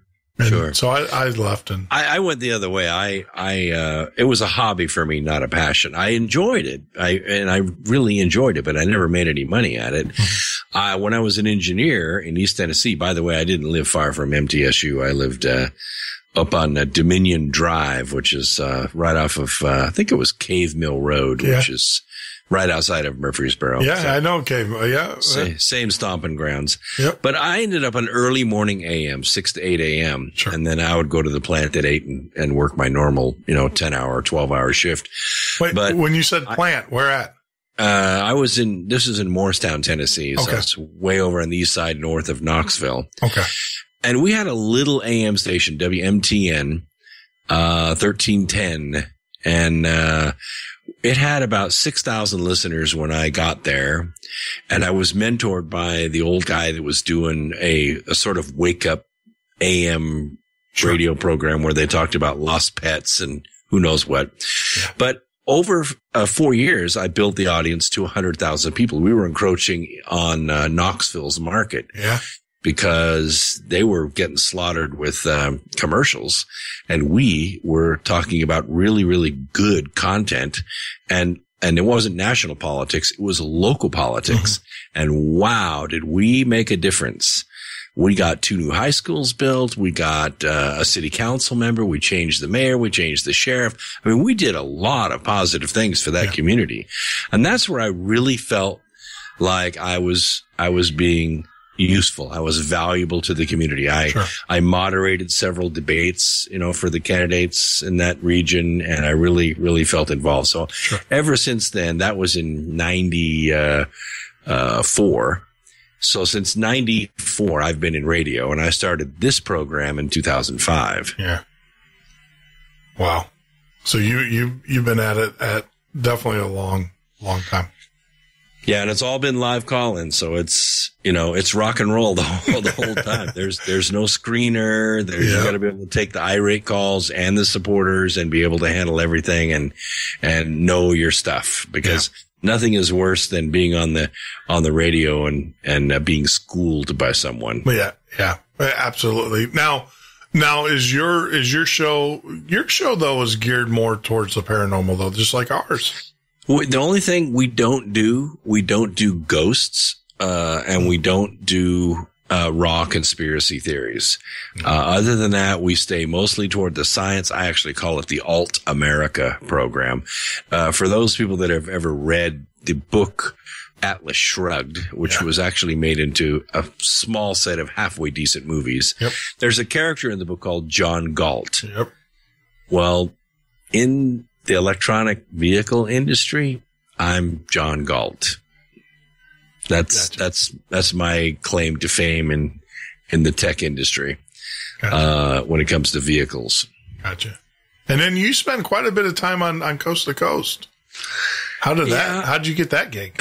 Well, we wrote the first volume of The Arc of Millions of Years, which was a 560-page first volume in a quad that ended up being 2,000 pages, nonfiction.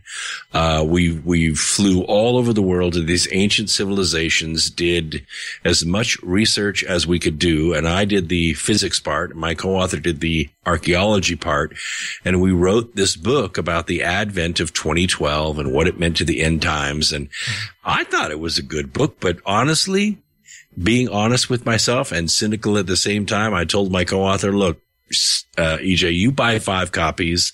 I'll buy 5 copies. We'll call ourselves authors, and that'll be it. We will have done it. Well, 3 months later, it was number 38 on Barnes & Noble. I had no idea that there were that many people out there where they're interested in that subject matter. Next thing I know, I get a call from Lisa Lyon, and I'm on Coast to Coast. You're on Coast to Coast. There you go. Yeah. Yeah. People wait for that call from Lisa, but, well, I felt like I'd been just pushed out on the pitcher's mound at Yankee Stadium. Oh, yeah. I was so out of my league. Yeah. But that first interview, I did pretty well, and we sold a whole bunch of books off that program that night. Oh, absolutely. And I'm finding that, and, I love doing this. We're going to go to the break here because it's playing in my ear, but, I love doing this type of radio because we get to meet interesting individuals such as our guest tonight, Brook Agnew. Join us. I promise we're going to get back to some time travel conversation here instead of, a little geography, I guess, reminiscing about the good old days here at the Midnight Ocean Radio Show. And Paranormal-podcast. I am your host, Jeff Norton. Hey, make sure that you get out there and you join us on YouTube by typing in The Midnight Ocean. And when you're there, cruise on by and hit that little subscribe button. That's very important to us. We'll be back in a little bit, in a few minutes, with our special guest, Brook Agnew. This is The Midnight Ocean with Jeff Norton on the Paranormal State Radio Network.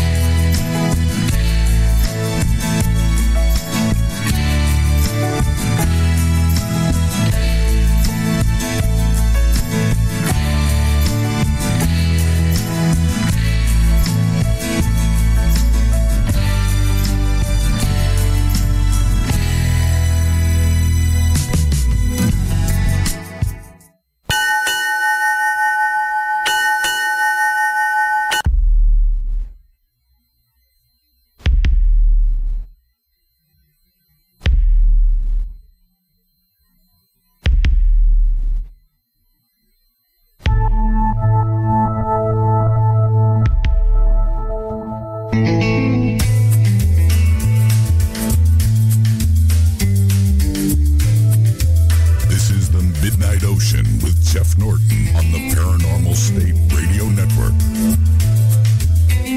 That is right, Andrew. This is the Midnight Ocean Radio Show and podcast. I am your host, Jeff Norton. You can join me here every weeknight from 10 p.m. till 2 a.m. Eastern Standard Time, or on the web at www.themidnightocean.com. If you haven't had a chance, get out to the website. All of our shows are linked right there. You can Google any one of our guests, or you can search for any one of our guests. We have a new player called Spreaker. If you click on that, on the upper right-hand corner there, you'll see 3 dots, kind of says, hey, look, there's more here. You click on that, and that will take you to all of our old podcasts as well. So, but that is in the history, or in the past. Let's talk about a little bit about the future with our very special guest, Brook Agnew, is joining us on the line as he is taking time from his busy schedule to share with us. You know, when we talk about time travel a little bit, what about the future? Is it possible under your model, like especially with The Secret, because obviously we go into the future, we kind of set these bells that resonate back towards us and everything. But I guess my question is the physical future. Is it possible kind of to go into the physical future? Does that make sense? Yeah, it does. But at the end of the day, what difference does it make? You know, whether you go with your physical body or whether you go with your astral or your spirit body, because the human beings are the only intelligence that we know of on the earth that can consider the future. Even some of the more intelligent animals can consider the past, I'm sure, because they have experience, wisdom that they gain, habits that they learn, mazes that they figure out how to negotiate. But when it comes to the future, we're the only ones that can behold that. And just to take a line from the movie Next, when we look at the future, it changes because we looked at it, and that changes everything else. So when we're able to do this, when we don't just go through the future ad hoc, we already see what society looks like when you do that. Just look at the Middle East. They're going through the future one moment at a time. There's no planning. Mm-hmm. If you want to see planning, you want to see long-range planning for a future, look at China. That's long-range planning for a future. Yeah. That's the way they run. That's the way their culture runs. Now, when we want to do that for ourselves, does it work 100% of the time? The answer is no. And here's why. Because what we're looking at, what we behold, what we exist in, this matrix thing we call a reality, is the average observation of all the sentient beings in this reality. That's what the universe is. The universe is the average of all the sentient beings in it. If one being were to leave this universe, the whole thing would collapse and have to start over again. Because the average sensation that we have, the freeways we drive on, the chairs we sit in, the food we eat and grow, all of that is a result of the average of all of the observational power of every being in this realm. So we're talking about a population of approximately 7 billion alive people on the earth right now. In order for the average consciousness to shift of the whole world, and you know this because you know statistics pretty well if you're into computer modeling, you have to change a significant amount of the population in order to make that average move. Correct. Even one really great mind is not going to move the average that much because you're dealing with a tremendously large number. Yep. So what does it take statistically to make that mean, to make that average reality, that top of the bell curve? What does it take to make it shift? Well, let's take a good point here. Let's look at, let's look at the Bible just as an example. Here's a book that we have that is widely accepted as a collection of prophetic writings. in a library, a biblio. We call it the Bible. And in this Bible, we see some future considerations. We see nations that they're used to seeing, Babylon and, et cetera. But there's no America.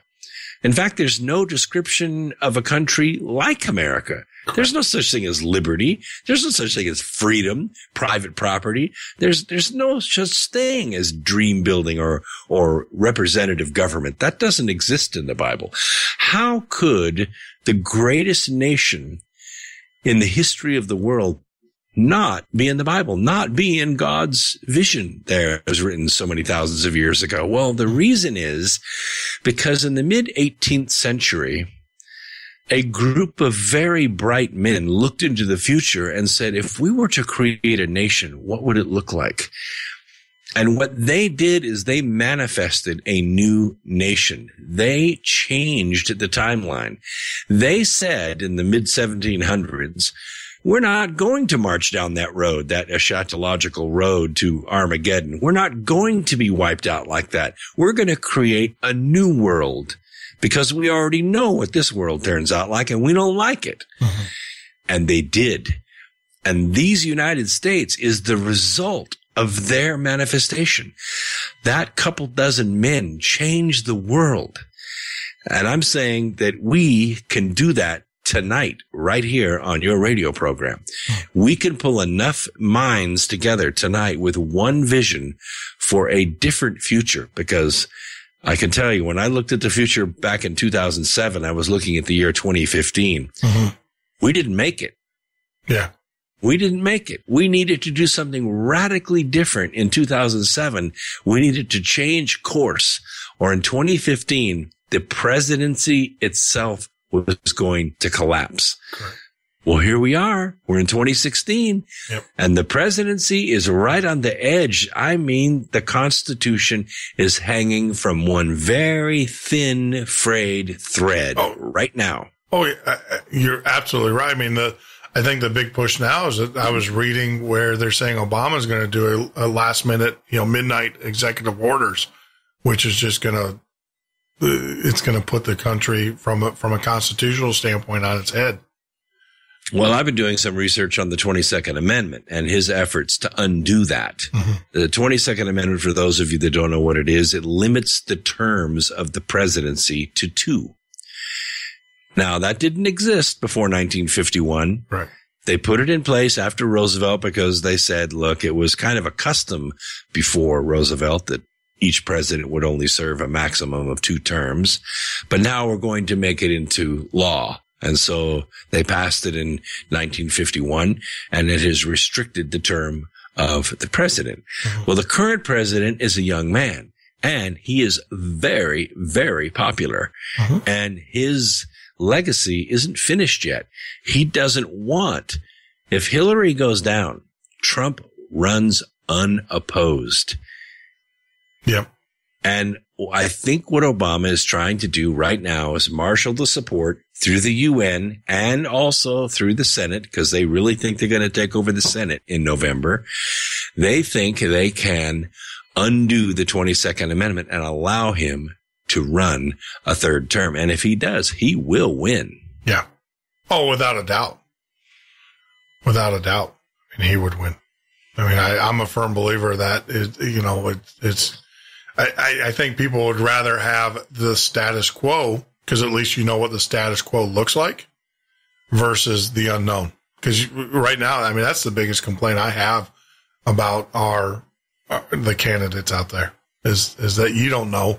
I mean, they'll tell you whatever. I mean, whatever you want to hear at the time.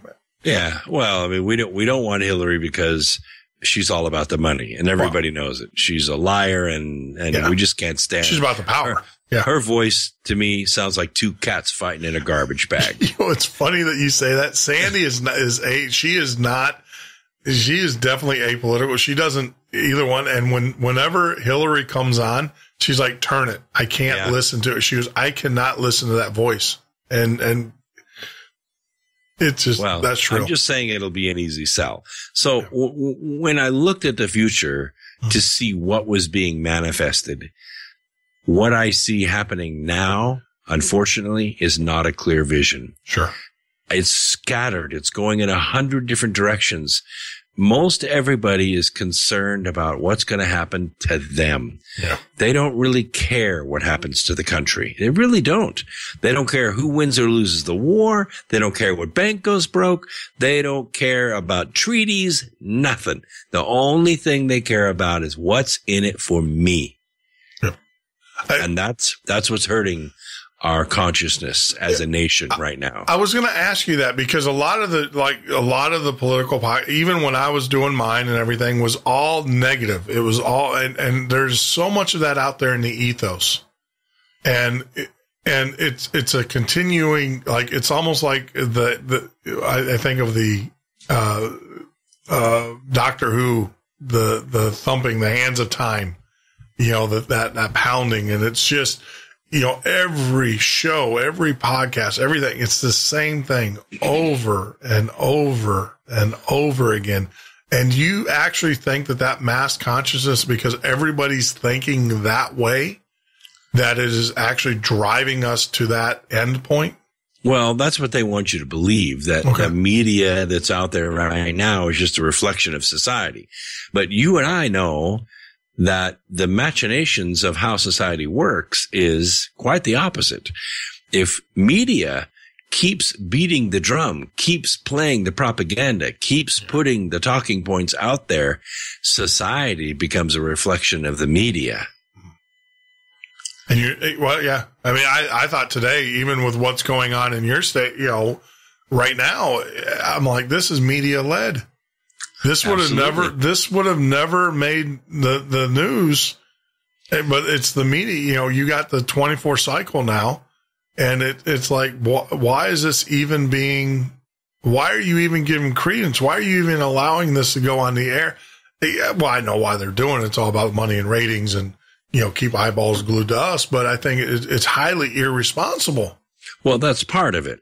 The other part of it is that the media had a narrative that talked only about emails and about Hillary's health and about how tired she looked, and they needed to get that out of the headlines like right now. Yeah, gotcha. I get it. And the Clintons have been doing that for a long time. That's what the war in Kosovo was all about. Yeah. That war was fought to get a blue dress off the headlines, not to win a war. Yeah. Wag the dog, right? The classic movie, Wag the Dog. That's exactly right.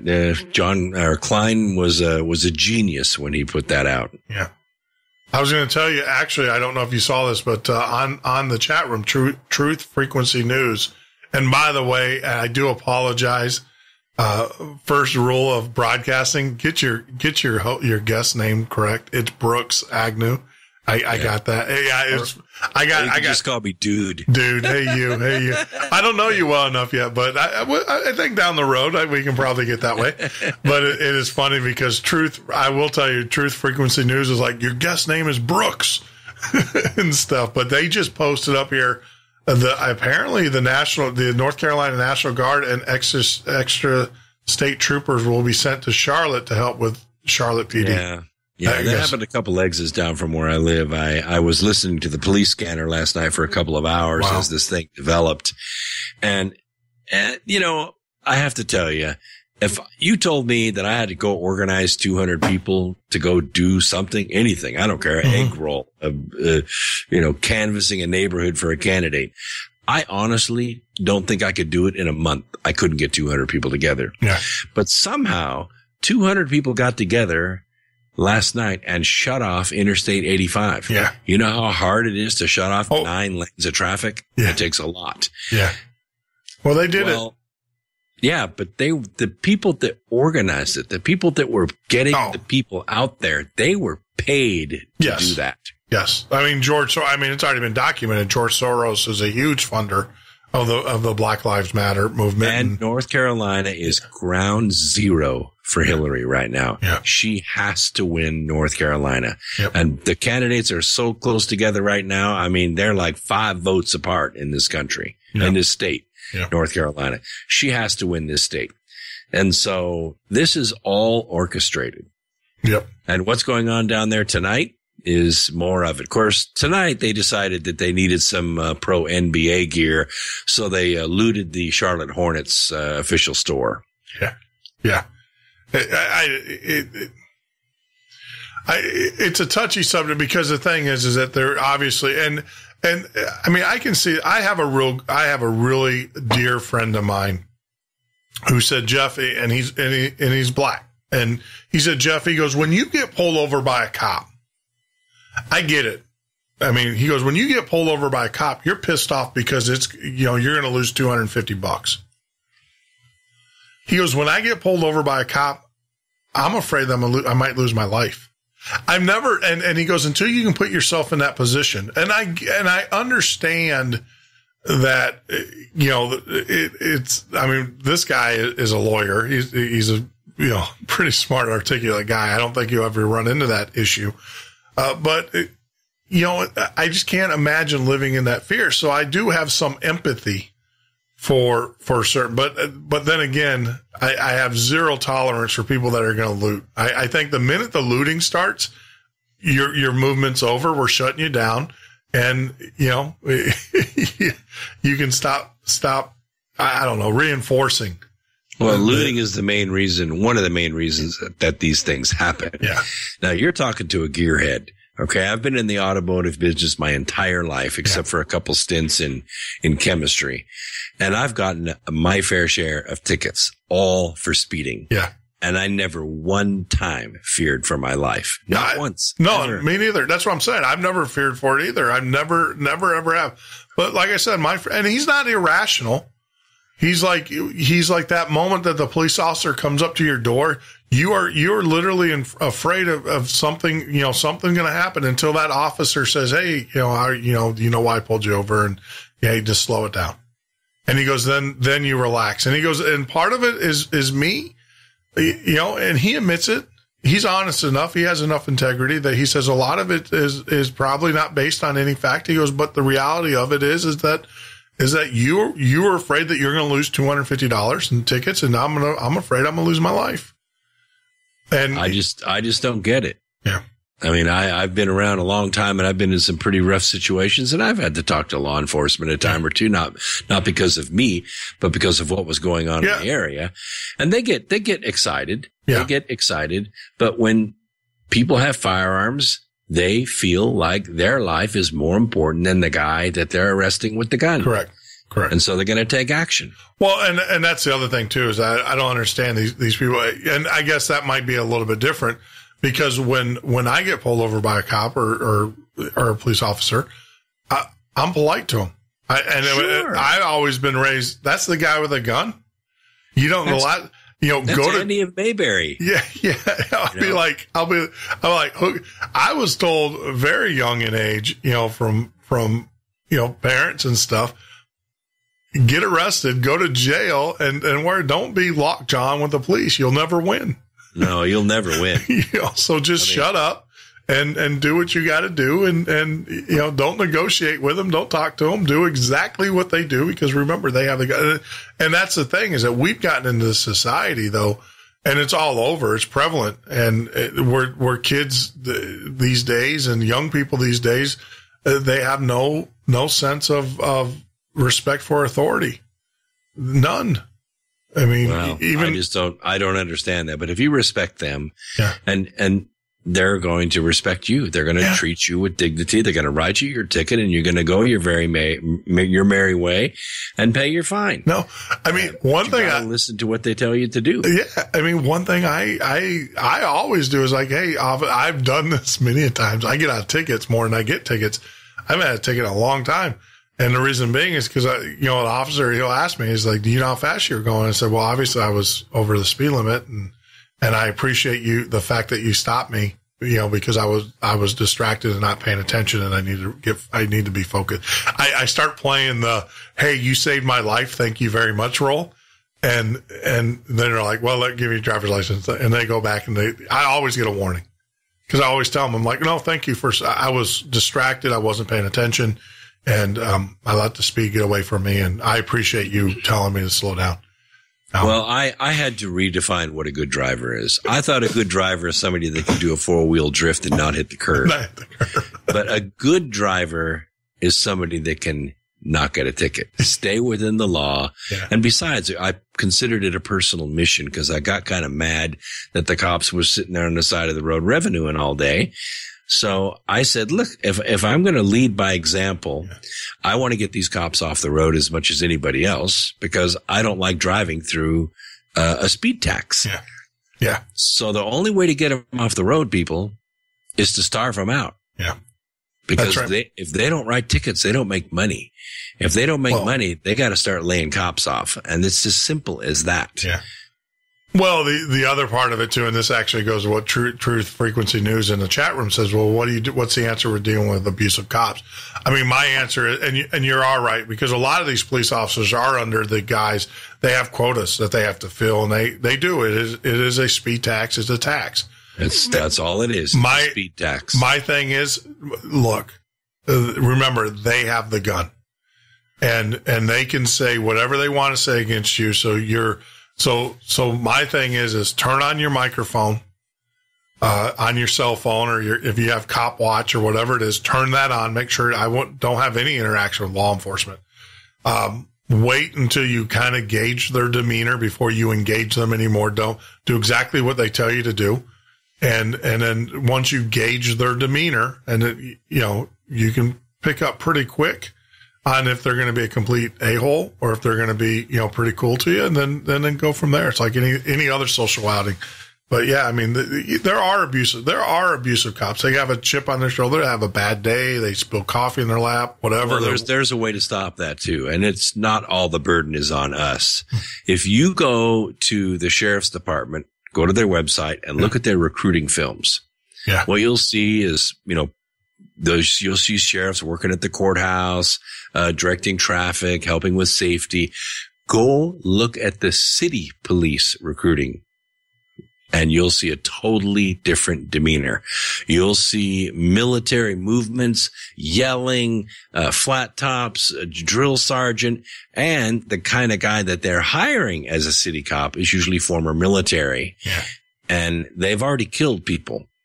What they're trying to do now is hire these bad guys as cops. Yeah.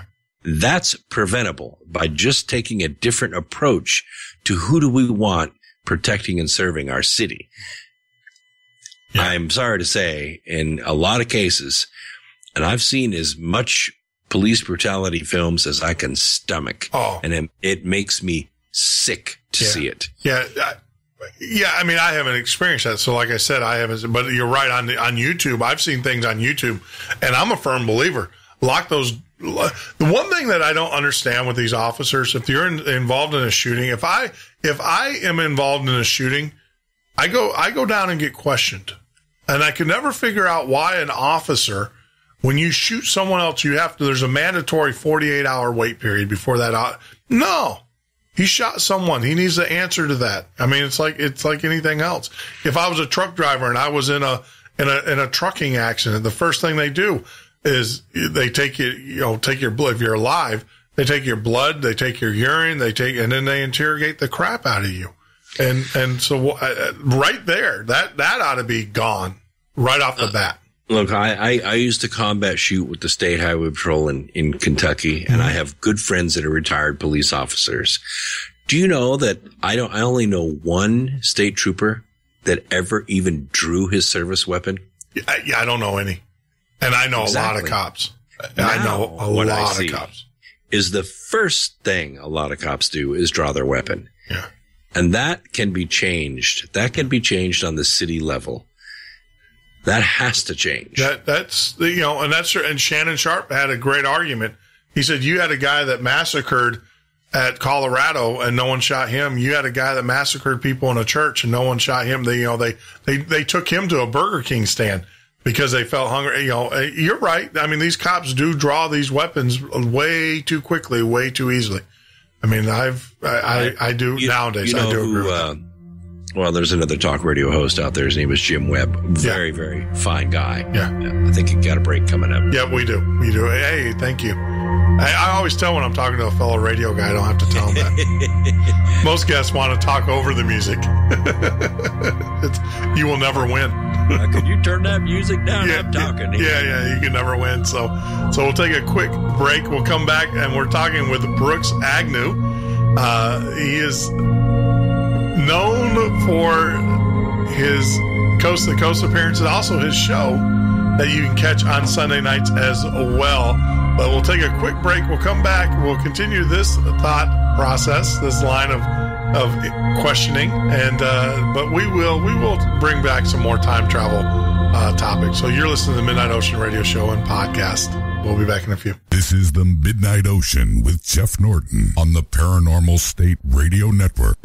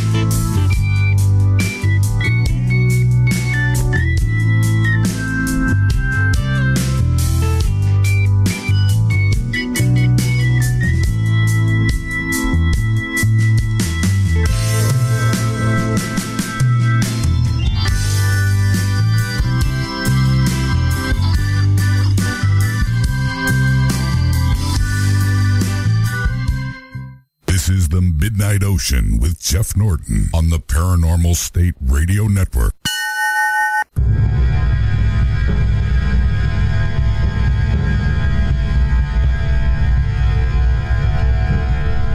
That is right, Andrew. This is the Midnight Ocean radio show and a podcast. I am your host, Jeff Norton.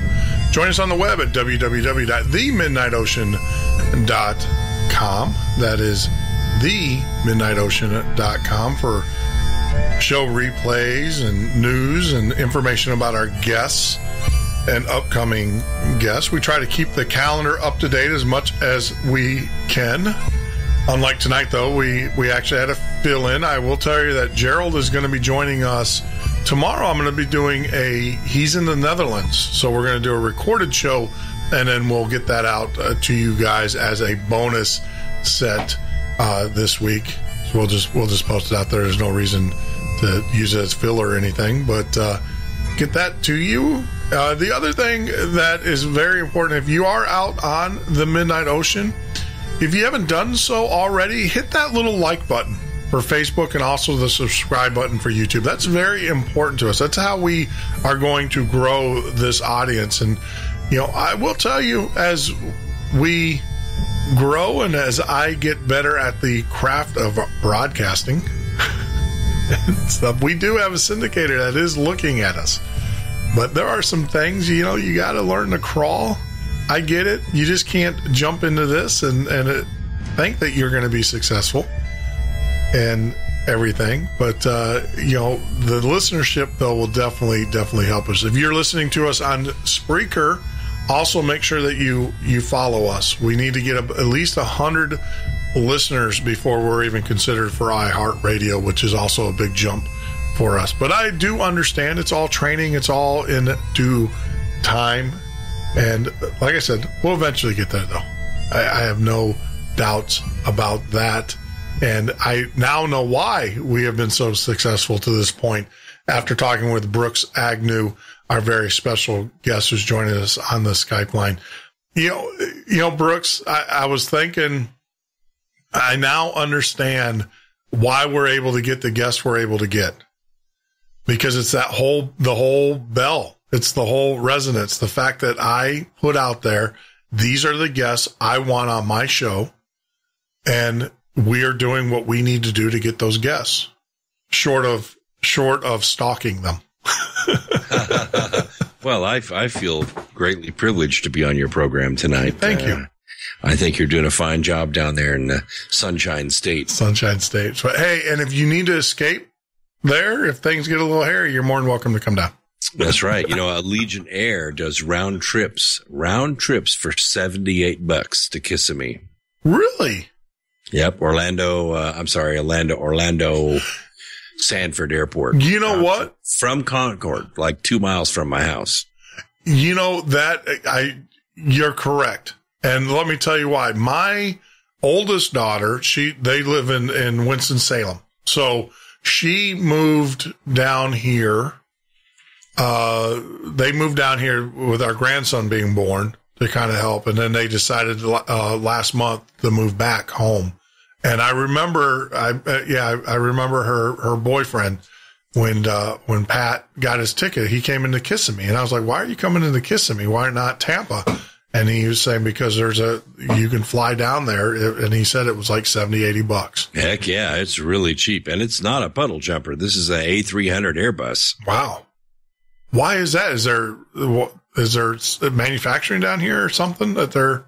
Oh, there's tons. We go down there for expos. Sometimes we just go down for the weekend. It flies every Friday and every Monday. Okay. So we can leave here Friday afternoon at 3, get down there, spend the weekend, come back on Monday, and it's $79 round trip. You almost can't drive it for that. Wow. Well, if you're ever in the neighborhood, the old SS Minnow got swamped with the hurricane. We're having it actually took on water. And we're having to replace the motors. But once we get the motors down, if you ever want to come on down and do some sports fishing, you're more than welcome to give me a call. We'll go out. We do that all the time on the weekends. Yeah, you bass fishermen and catfish fishermen in freshwater, you ain't lived until you deep sea fished. That's where it's at. I hooked into it was a 45-pound grouper. Oh yeah. And that thing, it was funny because we were fishing for stripe, and trout. And so I hooked into this grouper And I thought for sure I had a skag or something. I was sitting there, not an eel, we call them skags, but they're, the manta rays. And I thought for sure because they kind of lay their fins out so they're hard to pull up. But this gag grouper, this thing was just, it was about 45 pounds, 50 pounds. And it was hilarious because the guy I was with, he's, good friend of mine. He's like, well, wait until you hook into about a 900-pound shark out there. No, thanks. Yeah. And that's great fishing out there. I just love to go out there, and the water is so beautiful. Yeah. I love it. You got to go out to the coast. But like I said, we have a sports fisher that got sunk, but we're redoing we pulled the engines out last week, and what a mess. I mean, we're completely having to redo the whole interior of the boat. I almost think it would have been better to let it sink. Just take the insurance money.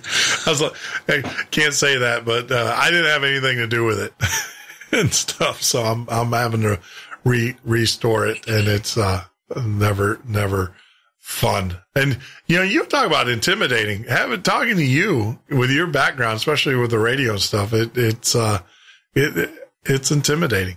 Well, I'm not here to intimidate. No, I'm here to help. I'm your friend. I know. It's just, it's just one of those things that you always, when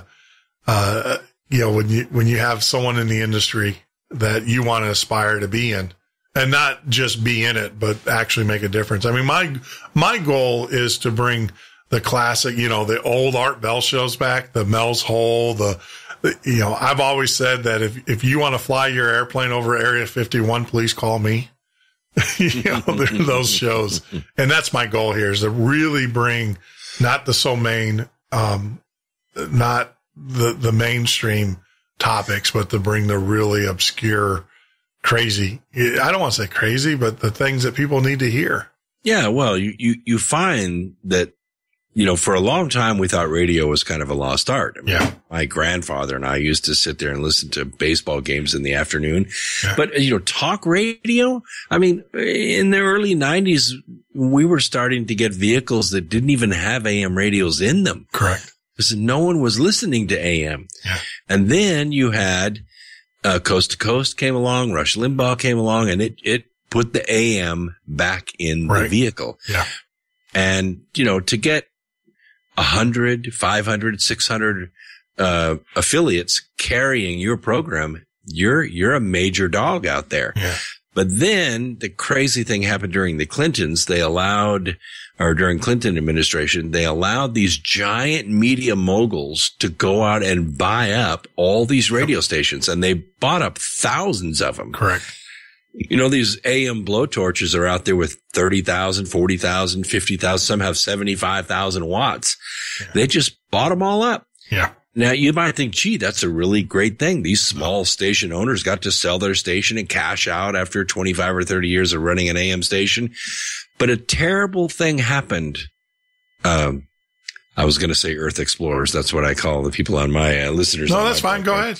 Go ahead. A terrible thing happened, Earth Explorers, and that is that only 6 narratives got put out there.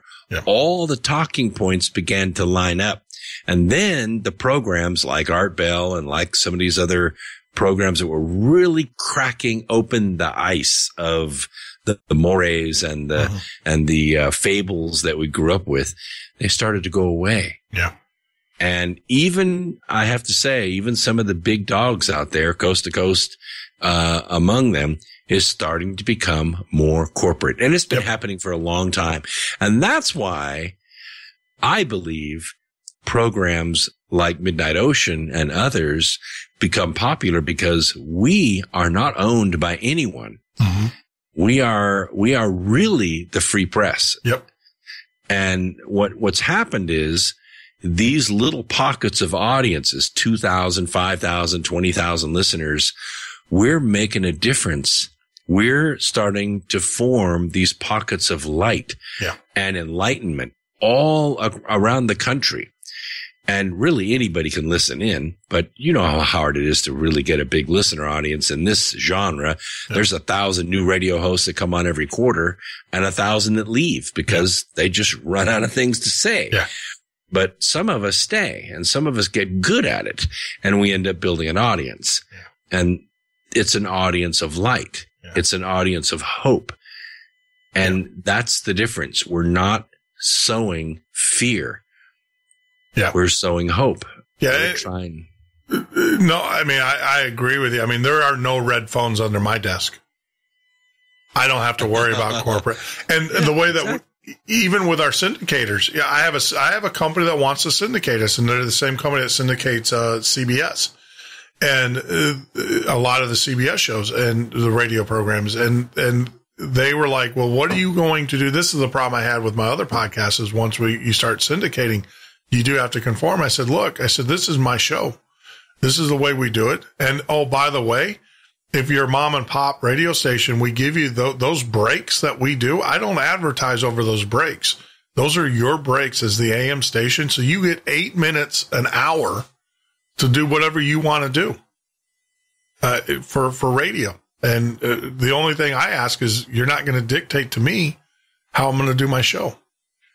And well, the reason that we do that, I believe, the reason that we have this passion about this, you do and I do and all the other, well, not all of the hosts, but most of the hosts that are out there, the reason we have this passion is because we see a gap between what the media should be doing and what they are doing. Yeah. We nominated Julian Assange and Edward Snowden for the Nobel Peace Prize because what they did is expose the crimes that governments and corporations actually perpetrated. Correct. You can't say that telling the world about a crime is a crime. Yeah. Unless you're the criminal. Yeah. Yeah. No. So, yeah. My thing though was Snowden, because I was in the same boat. I'm in the same boat as he is in some regard. I don't like his approach though. I think where he lost the credit, but then again, I can't criticize him because I didn't have people shooting at or possibly wanting to kill me. I didn't have senators sitting on the House floor, on the Senate floor saying this guy ought to be taken out. He ought to be assassinated. Well, the thing that impresses me about Edward Snowden and also Julian Assange is that they are both extremely brilliant individuals, Correct. Extremely well-spoken. I have never heard either one of them misspeak, yes. And I've never heard either one of them been drawn into saying something that isn't true and isn't right. Mm-hmm. Some of the other hosts I see out there are much more inflammatory. Oh, yeah. They say things I would never say, and I'm sure they say things they wish they could take back, but not these two guys.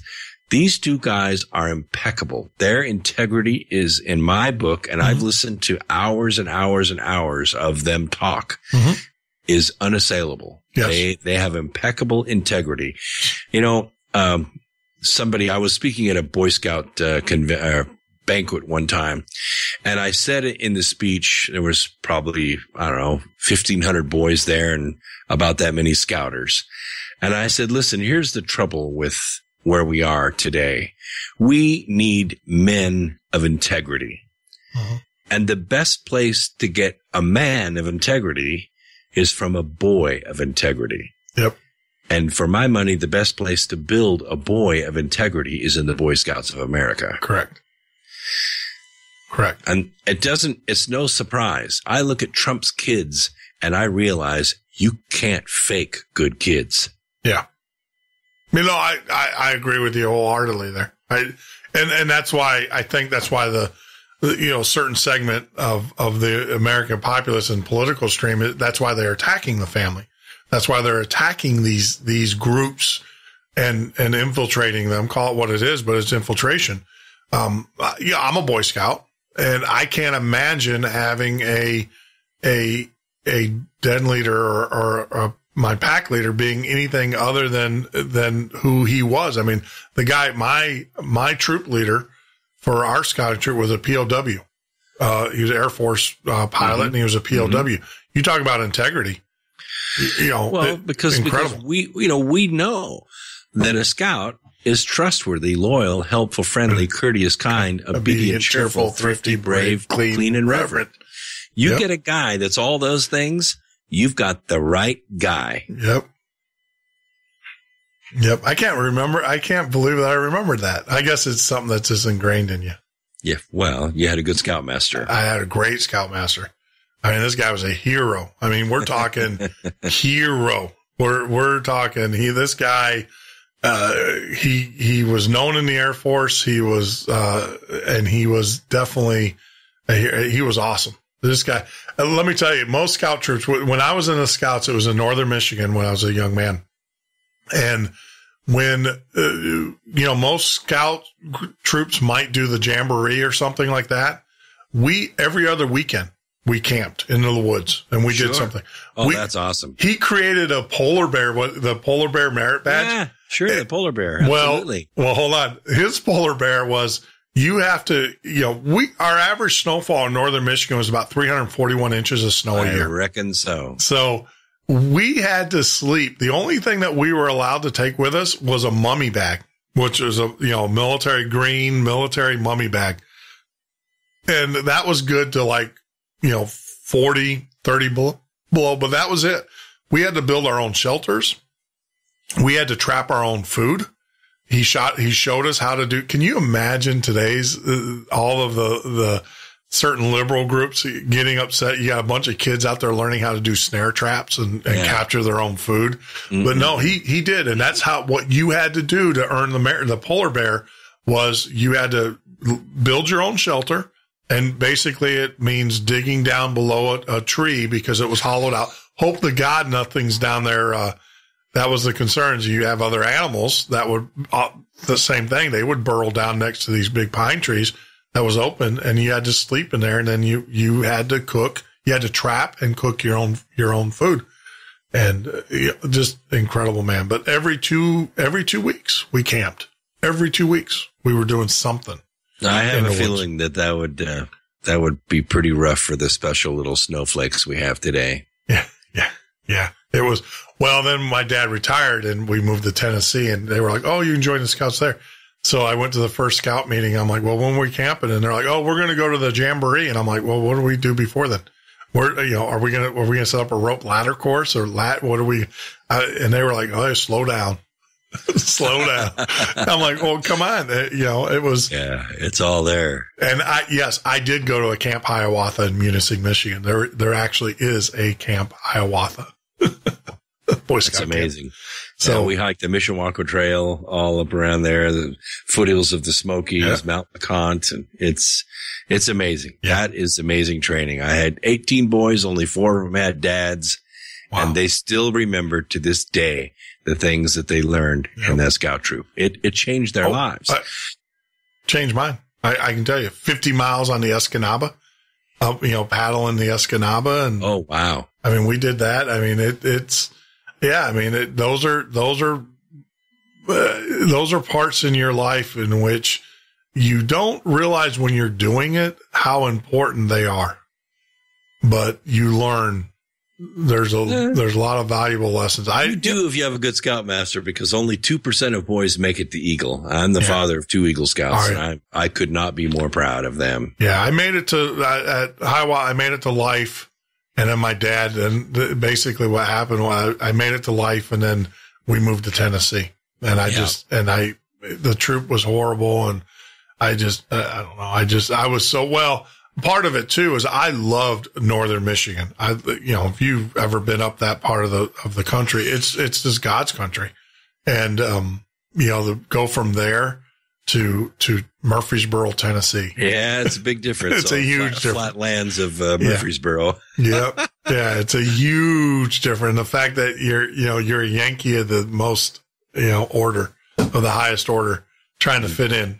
They're not too much about that in Tennessee. Yeah. Kentucky they are, but not so much in Tennessee. Well, Murfreesboro was kind of the center of the wagon wheel of the early country, being the fourth nation or fourth state in the country. Yep. But the point that I was trying to make is that just those little things that we did, those camping trips, tying knots, merit badges, all that stuff, it changed those boys' lives forever, and it changed their children's lives.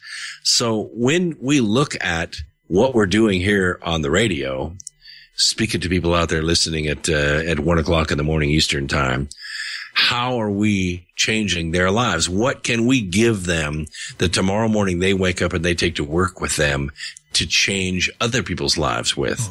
And that is giving them the hope that there is truth out there. You don't have to just listen to propaganda all day like you do on the mainstream media. There's real truth. There's real perspective out here that you can hear every single day. Yeah. I hope there's intelligence. That's my goal too, is to be intelligent, just not to be a ranter. Well, you have another guest coming on tonight? No. Not at all. But no, it is. I mean, think about it. I mean, you can either be, there's two types of media. And right now, there's the media in which they open up your head and they pour in information, right?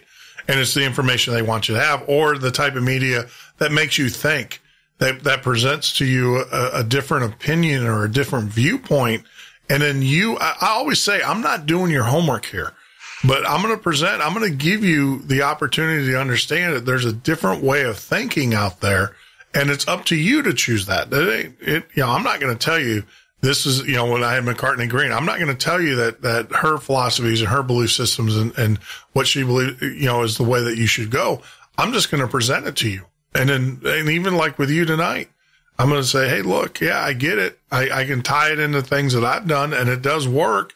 Now you can choose to set that goal out there in your distant future or your near future, and ring that bell and then try to follow it and try to hone in on it.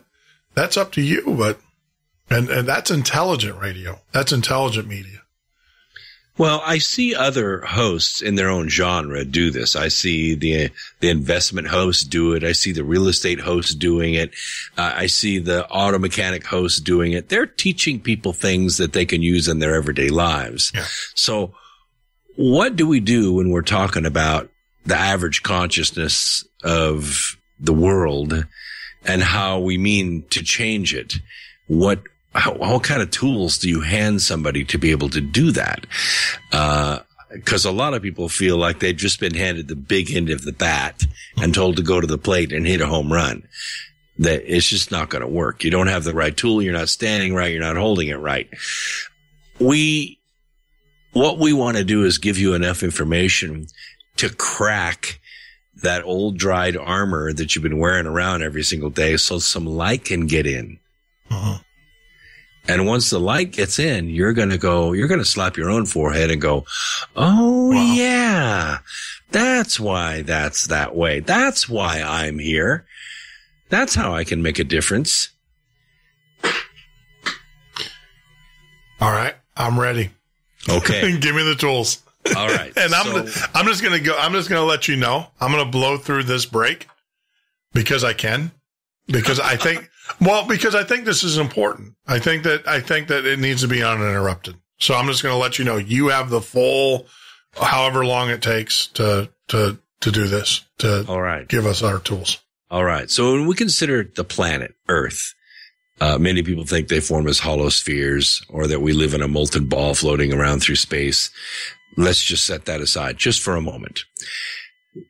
One of the feelings that the ancients had, and many modern people have, is that the planet itself is somehow alive, that it has the ability to self-correct, that somehow it is floating through the cold blackness of space, but it is so full of life.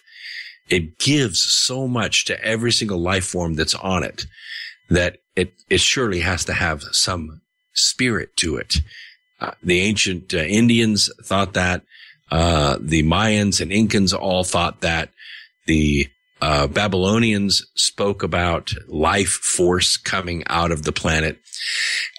When I put the books together for Birth, that's exactly what I claimed from those ancient civilizations. It's that Earth is made up of two different planets. One is a higher energy planet. The other is a lower energy planet. Consider the high energy one the spirit and the lower energy one the temporal or the body. And like any body, at some point in time, they're going to come back apart. Now, somebody asked me one time, well, that's silly. How can two forms of matter occupy the same space at the same time? And the answer is that for Earth, there's a lot of space in what makes up Earth. In fact, a neutrino could travel through a solid light year of dirt and not hit a thing. That's how much space there is in the molecules, the matter that makes up Earth. It's quite porous, not very dense at all, not like a black hole, not like a brown dwarf. Picture it like a 5-gallon bucket full of glass marbles. It's as full as you can get of marbles. But then I can take another bucket of water and I can pour it into that bucket and fill in all the gaps between the glass marbles. Now I have two forms of matter occupying the same bucket at the same time, glass and water. It's not such a great stretch because if you think of the human body, we're the same thing.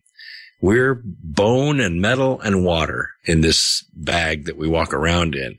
But inside, we are this animated, energetic, alive, leaping being. In fact, I'm pretty sure the people listening to this program right now have often been surprised when you look in the mirror sometimes and you say, whoa, who is that guy? Or who's that woman? I'm not that old woman in that mirror. I am this leaping gazelle of a being with wings. And it's true. You are two forms of matter occupying the same space at the same time. You are alive and planet Earth is alive, except you're not alone. You've got approximately 7 billion other people alive on this planet right now with you. So you've got this gigantic consciousness symbiotic relationship going between the souls of Earth and the soul of Earth. And it is resonating at an ever-changing frequency. I think the science is showing us right now that frequency is beginning to go up in frequency. As it does, it's going to leave some of those souls behind because they're not ready for it. They won't take it. What they think about is so dark and so evil that it cannot resonate at those higher frequencies. But what you will see, and it's happening right before your eyes right now, open your eyes and you'll see it. What you will see is that society is going to start separating itself.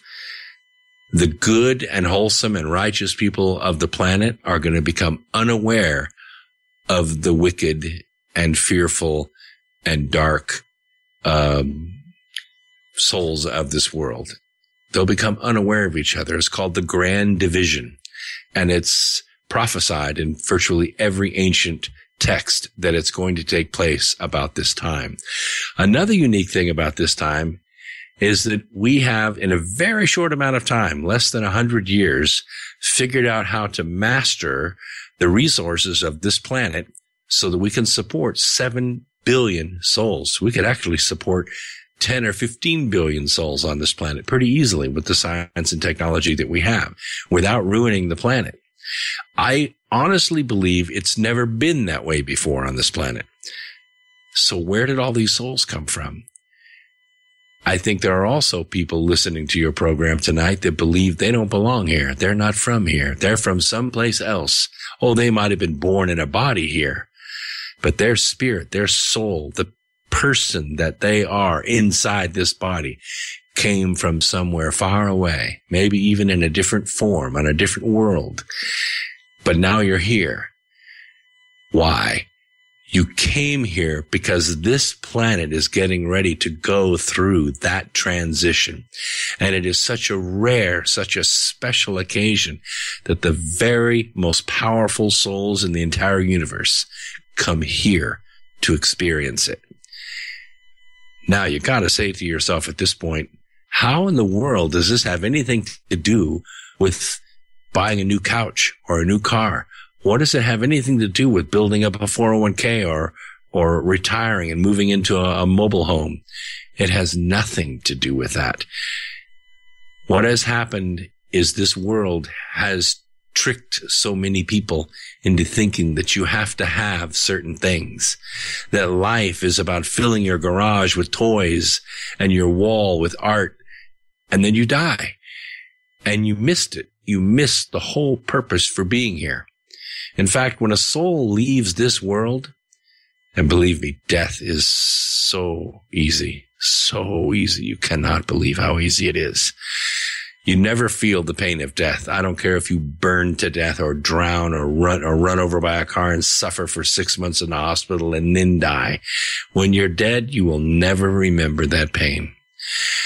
But the one regret you will have, not that you didn't finish the house or finish the book or see your grandkids grow up, the one thing that you'll regret are the people that you leave behind.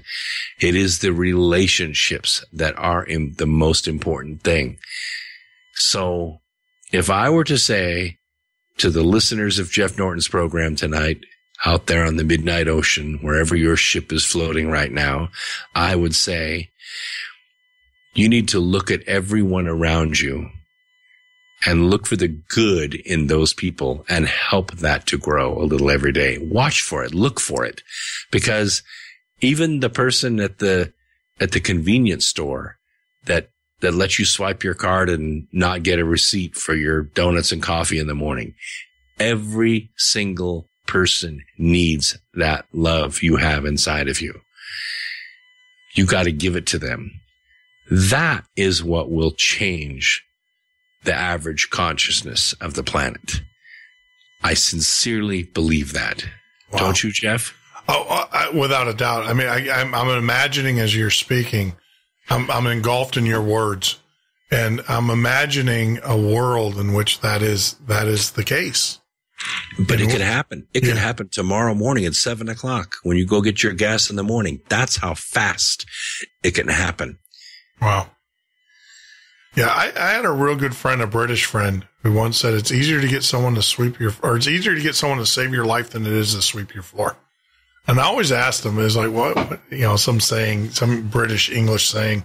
And he said, look, it's easier, it's the easy stuff that we forget to do. I mean, you're absolutely, he's absolutely right. It's that we're worried about the big stuff, and the easy stuff is sitting right there in front of us, to take the time. People will often come back and say, well, yeah, but how long do I have to do that? Well, see, that is the attitude that destroys the world. Yeah. What really should be the attitude is, how long do I get to do that? Yeah. Yeah. How long do I have? How much time? Do I still have enough time to do this enough? And the answer is, yes, you do. That is, and what comes to mind when you said that was I have a rabbi friend. He's long passed, but he told me, he said, the thing about death, he said, the only bad thing about death is the fact that you don't have knees to ask for forgiveness anymore. And I'm thinking about that. That's the thing, is that, you're absolutely right. It's the thing about death is that you don't have the opportunity anymore to change anybody else's life or to say a kind word to them that might make them feel better about themselves and do that's powerful stuff, man. It is so powerful. And I think it falls back to, you go back to the scriptures just for a second. I hate to get all preachy, but no, go ahead. I'm not.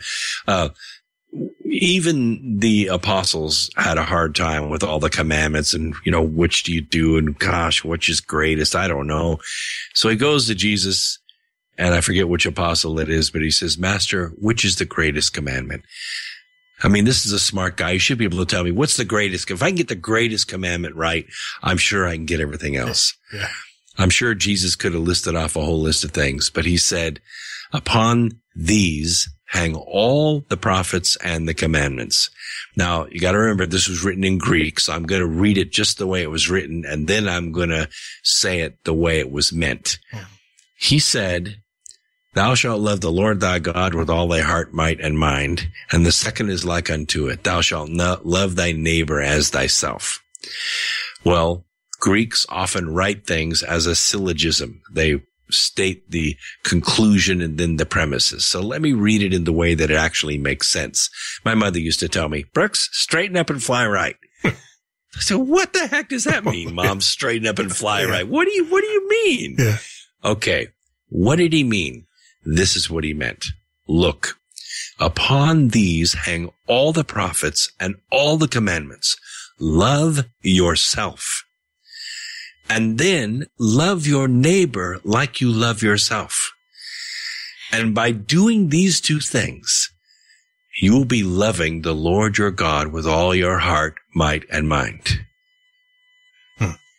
You cannot love God unless you love yourself, and you cannot love your neighbor if you do not love yourself.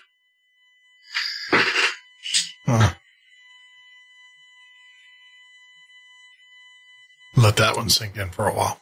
Yeah, let that sink in. It makes sense, doesn't it? Yeah. Just look at yourself and say, you know what? I don't like what I see. Well, be like the sculptor. Carve away the things that aren't Jeff Norton, and what's left will be perfect. Wow. That is... Because there's no other. You're original. Yeah. They broke the mold when they made you, buddy. Well, I think they broke the mold when they made all of us. That's what I mean. Yeah. Each and every one of us is the absolute perfect replica of ourselves. Yeah. So stop trying to be like everybody else. You know, I've heard that a couple times. That's the message for me today. I've heard that a couple times today, by the way. It must be resonating. There's something resonating. You know what? Yeah. And I know exactly where it goes. I know exactly why I'm getting that message. You're about the third person that I actually heard that same line today from. Well, when it gets to 8, a golden egg is going to drop out of the air. Is that how it is? Yeah. Because 8, when I was interviewing people for the book, I asked pro baseball players that came up out of the minors. Yeah. I asked them, how many times did you try out to get into the pros from the minors? Yeah. And they had to think for a minute, but then they said, I think it was my 8th outing. I finally made it to the majors. And then I asked a pro golfer who'd played the Pro-Am circuit for a while. I asked him, how many tournaments did you play before you went pro as a Pro-Am? He said, I think I played 8, about 8 tournaments, and then I was in the zone. I could do what I did like a pro. And the same thing with real estate sales. How many houses did you sell before you actually became a realtor? Because it's kind of part-time till then. Yeah. It was 8. Everything was 8. So when you go back and look at the iterations of how the golden mean works and how things begin to gel as self-regenerative, like a proton, you divide the 7th number into the 8th, and you always get 1.618 to 1. And it's actually good to the 4th decimal place, which is pretty amazing when you consider the error going out to infinity. That's very small. That's a perfectly straight line. Yeah, that's pretty. That's what we call a great R fit. Gotcha. No, yep. I'm thinking. I'm sitting here. I'm sitting here going, all right, how many shows have I done? How many more do I have ahead of me? You know what? I'm going to share. So I think I shared this with another guest.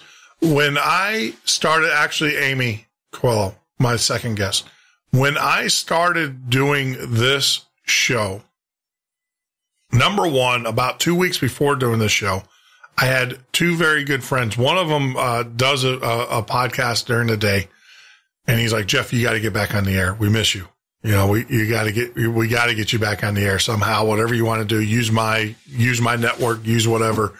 But we got to get you back on the air. And then another friend said, hey, look, I got equipment that's just sitting here. I'm going to send it to you, so you don't have to make the capital investment. I'm just going to send you all the equipment I got and everything. So that was message 1. Message 2, about that night or a few nights later, I had a dream that I was standing in front of the NAB building in downtown Chicago. That's, the National Association of Broadcasters. But I couldn't get in, and they wouldn't let me in. I was like locked out of the thing. And so I shared that with Amy, and she's a dream interpreter. And she said, well, and I thought it was like, well, you'll never be good enough, right? That was the interpretation I got there to join the big boys. And she's like, no. She goes, what it is saying that you need to do this, but you need to do it a different way. You don't need to look at old radio. You don't need to look at at mainstream radio as your way in to do this market. And the reason why I bring that up is because the messages today that you said revolved around that right there, because I am working with a syndicator to get syndicated. And the message I got is be yourself. And, well, that, and you hit it on the head for me again tonight, is the fact that I need to just stay and do what I'm doing. Maybe that's the synergy that you were talking about earlier today. We talked earlier today, kind of made this appearance up at the last minute.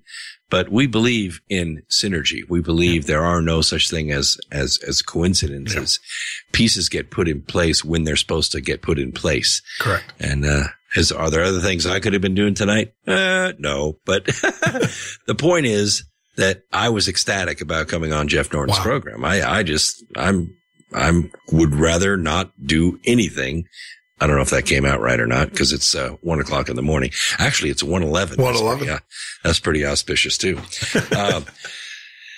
The point is that we're coming together and we're making a message that somebody out there is listening to, and somebody's writing. In fact, somebody just wrote me on Skype and said, I think that is an awesome message.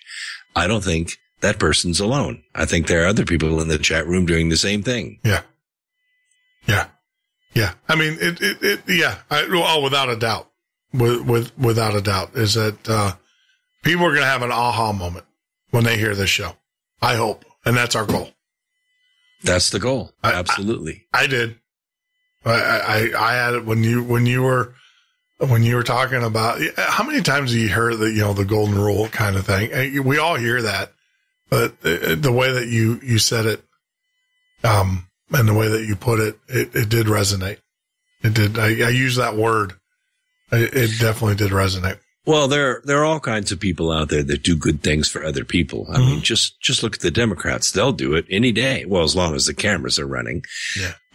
But it is about loving yourself first. Correct. Because you can sense it.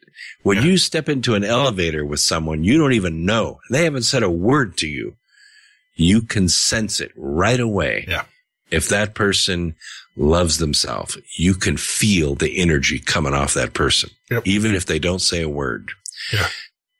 Or even an area. I'll tell you, when I was in Chicago, I mean, when I first moved to Chicago in 97, I loved it. I loved the vibe. The city was alive. It felt good. It was great to be in Chicago. I thought I would never move, ever. And one day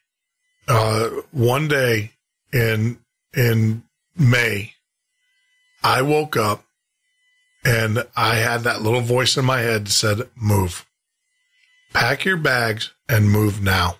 You got to listen to that voice. And needless to say, a month later, Sandy and I were down in Florida. And I love it here. I wake up every day with that vibe going on. Yeah. And then I listen to what's going on in Chicago with the violence and I talk to my friends and they're like, it's kind of like the city's got like a gloom overhanging it. It's like a negative energy. And I'm like, it does. I was up there 4 weeks ago. I was on South Michigan Avenue, doing some business at the good old, tower. Yeah. And, the Willis? Willis Tower. Oh, yeah, Sears Tower. Call it what it is. It's Sears Tower. Sears Tower. Yeah, come on, guys. It's Sears Tower. I don't care about the new owner or the new sponsor. It's Sears Tower. But anyway, when I got done with my business, I had a meeting the next afternoon. So I decided to go over on 6th Street and do some singing. Okay. So yeah, I went out and sang that night and had a blast. The place was packed. Enjoyed the heck out of it. Walked back to the hotel, back up to 11th Street, which is about 8 blocks, 2 blocks over and 5 blocks up. And it was fine. You know, the park, that's the park district. So the park is across the street on Michigan Avenue. It's a great park, and there's all kinds of people walking in the park at night, all hours of the night. Yep. And I never saw any violence whatsoever. I love Chicago. Chicago rocks all the time. Yeah. Yeah. No, I do. I love it. It's, I guess the thing is that, I just had that bad feeling. It was like, move. You know, it was, when I first lived there, like I lived, you know, where Grant Park is. When I first moved to Chicago, I lived in the high rise building that is, it looks like the clover leaf. You can see it right off of Burnham Harbor. So it's like a clover. It's like, well, it's a 3-leg clover. So I lived right there. I mean, I remember, you know, my sailboat was right there in Burnham Harbor. I mean, everything. Like I said, you thought I was going to be mayor of Chicago the way I was. I love that city. There was nothing like it. And, I always thought that I was going to hit radio when you know, in the back of my mind, I was like, I'm going to get on WLS one day. You know, I'll be on WLS. And you know, it just, but like I said, I just woke up one day and it was like, move. It was literally, it's kind of like, you know, I'm one of these people, we talk about ghosts on this show. And when I hear that voice, get out, I'm gone. I'm not sticking around. I'm not going to meet you. Routine. Yeah, I am gone. And it's fun. I got ghost hunters that are like, Jeff, you're going to go ghost hunting with us. And I'm like, okay, but you're going to see a 6'6" giant run quicker and move quicker than you've ever seen. If I hear a voice that says, get out.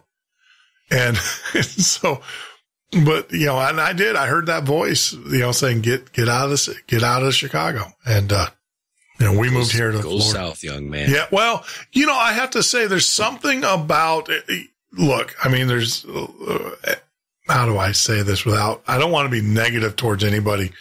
There's something about the Southern lifestyle. Number one, that you can't explain. That's one. Number two, for me, being close to the ocean, to the Gulf is rejuvenating. Sure. I can't tell you how great it feels to sit out in the sun in salt water and just go, oh, and then also have the fact we're in Nature Coast. We're in what they call the Nature Coast. So we're north of Tampa, south of Jack, we're along the Nature Coast. And it is, I've seen black, a lot of people are like, why you move there? I've seen black bear. I've seen deer. I've seen wild turkeys. I've seen, all the fishing. We already talked about it. This is truly nature's coast. And this is truly, you can see pretty much anything you want to see down here. I think of the original settlers that came here when the original compact came over. Mm-hmm. They were supposed to land in a certain spot. They had a charter to land in a certain spot that the king had given them. Well, they arrived there and it was a mosquito-infested, muddy, nasty mess. And so they decided, and really this was the spirit of America talking for the first time, you know what? Let's just sail a little bit further north and see what it's like. Yeah. So they get up around Plymouth Rock, and the water is crystal clear. The trees are straight and tall. And so they decide to land there. So they figured that since they landed in a different place other than what was contracted with the king, that they could pretty much do what they wanted to do. Yeah. But then winter came. Yeah. And I would have said, if I was in that little party and made it through the winter, I would have said, come on, baby, we're going south. We're going back south. Yeah, exactly. I would have headed on down to Florida. And while those guys were chopping logs and making log cabins, I'd be making a fire, cooking a fish out on the beach and looking at the stars. Yeah. Yeah. Well, one thing Florida does have is the no-see-ums. Those things will tear you up. Yeah, but they didn't have them back then. They didn't? No, I made my mind up that back then they didn't have. They didn't have. Okay, well that's good. Glorious back then. They were okay. They were some bio research lab that they were imported from somewhere. Yeah, back in the original times, it was a perfect paradise. Those are evil monsters. When the first day, here's a great story. Here's a lesson. Here's God telling you to cool your jets. So the first day we get here, Sandy and I drive. We unpack the moving van, and we're literally like a mile from the Gulf. And so we get in the car and we drive down to go to the Gulf, and I get out with a video and I'm doing like my little I'm in Florida bit. And Sandy's like, well, I'm saying she's from Florida originally. So her father moved to Tennessee to work at Nissan. My dad retired from the Air Force to go work at Nissan, and that's how we met. So the funny thing is that I'm sitting out there and she's like, no, I'll stay in the truck. And I'm like, but how can you not do better? Yeah. I'm in shorts. I'm like, I'm in shorts. This is nice. And I'm watching the dolphins play in the little cove there, and I'm taking the videos and I'm doing all of that. And I get back into the truck, and no sooner than I sit down, I just start scratching. I'm just like, what is, and she looks at me and she goes, oh yeah, no-see-ums. And I'm like, what do you mean no-see-ums? And she goes, yeah, you don't see them. And that's right. she goes, see that like little cloud right there? And I look out and you can see like a little cloud of these little gnats. And I'm like, oh, and she goes, oh yeah. I was so tore up. These little buggers, they don't bite you, by the way. You have an allergic reaction because they urinate on you when they land on you. And that's I'm an expert on no-see-ums now because I've done everything, tried every remedy, and they love me. And now they kind of leave me alone. I think it's because I've been here a while and maybe my skin doesn't taste different or, it tastes like everybody else. I'm not a delicacy to these guys anymore. But I find they don't bother you if you pour beer on yourself. Is that what it is? I've heard so many remedies.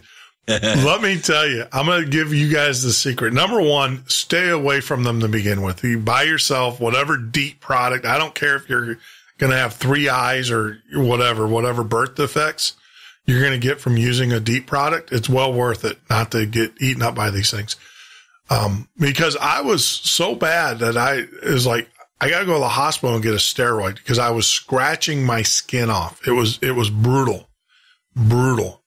And it was funny because the doctor was like, I can give you a steroid. And I'm not a big fan of that, but I was willing to take it. Or she's like, look, go down and get yourself, no joke. And this is a public service announcement for anybody that comes to Florida that gets eaten up by no-see-ums and you just can't the scratch. Get yourself Vagisil wipes. It is the, and that goes for any mosquito bites.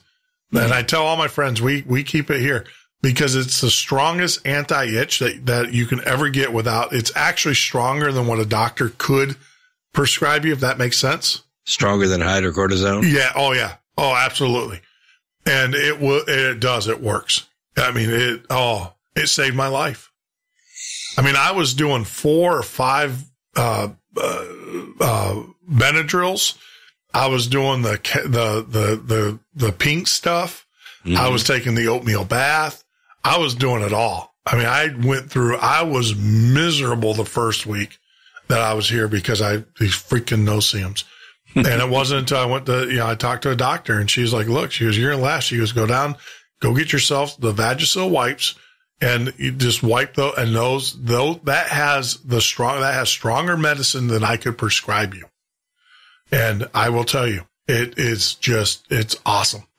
Now my buddies give me it's in my fishing box. It's in my tackle box. I get the cream too. So when you get bit by a mosquito or something along the cove, if you're inland fishing, that goes on immediately.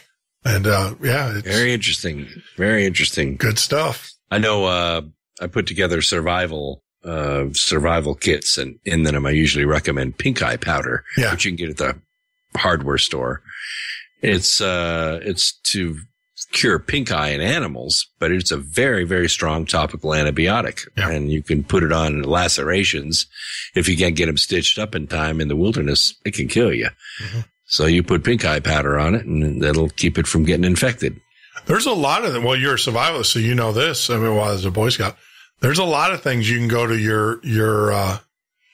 your Tractor Supply or anywhere that, you know, and get a lot of antibiotics. There's you can get vaccinations. You can get a lot of things. Procaine penicillin. Yep. You can get the penicillin.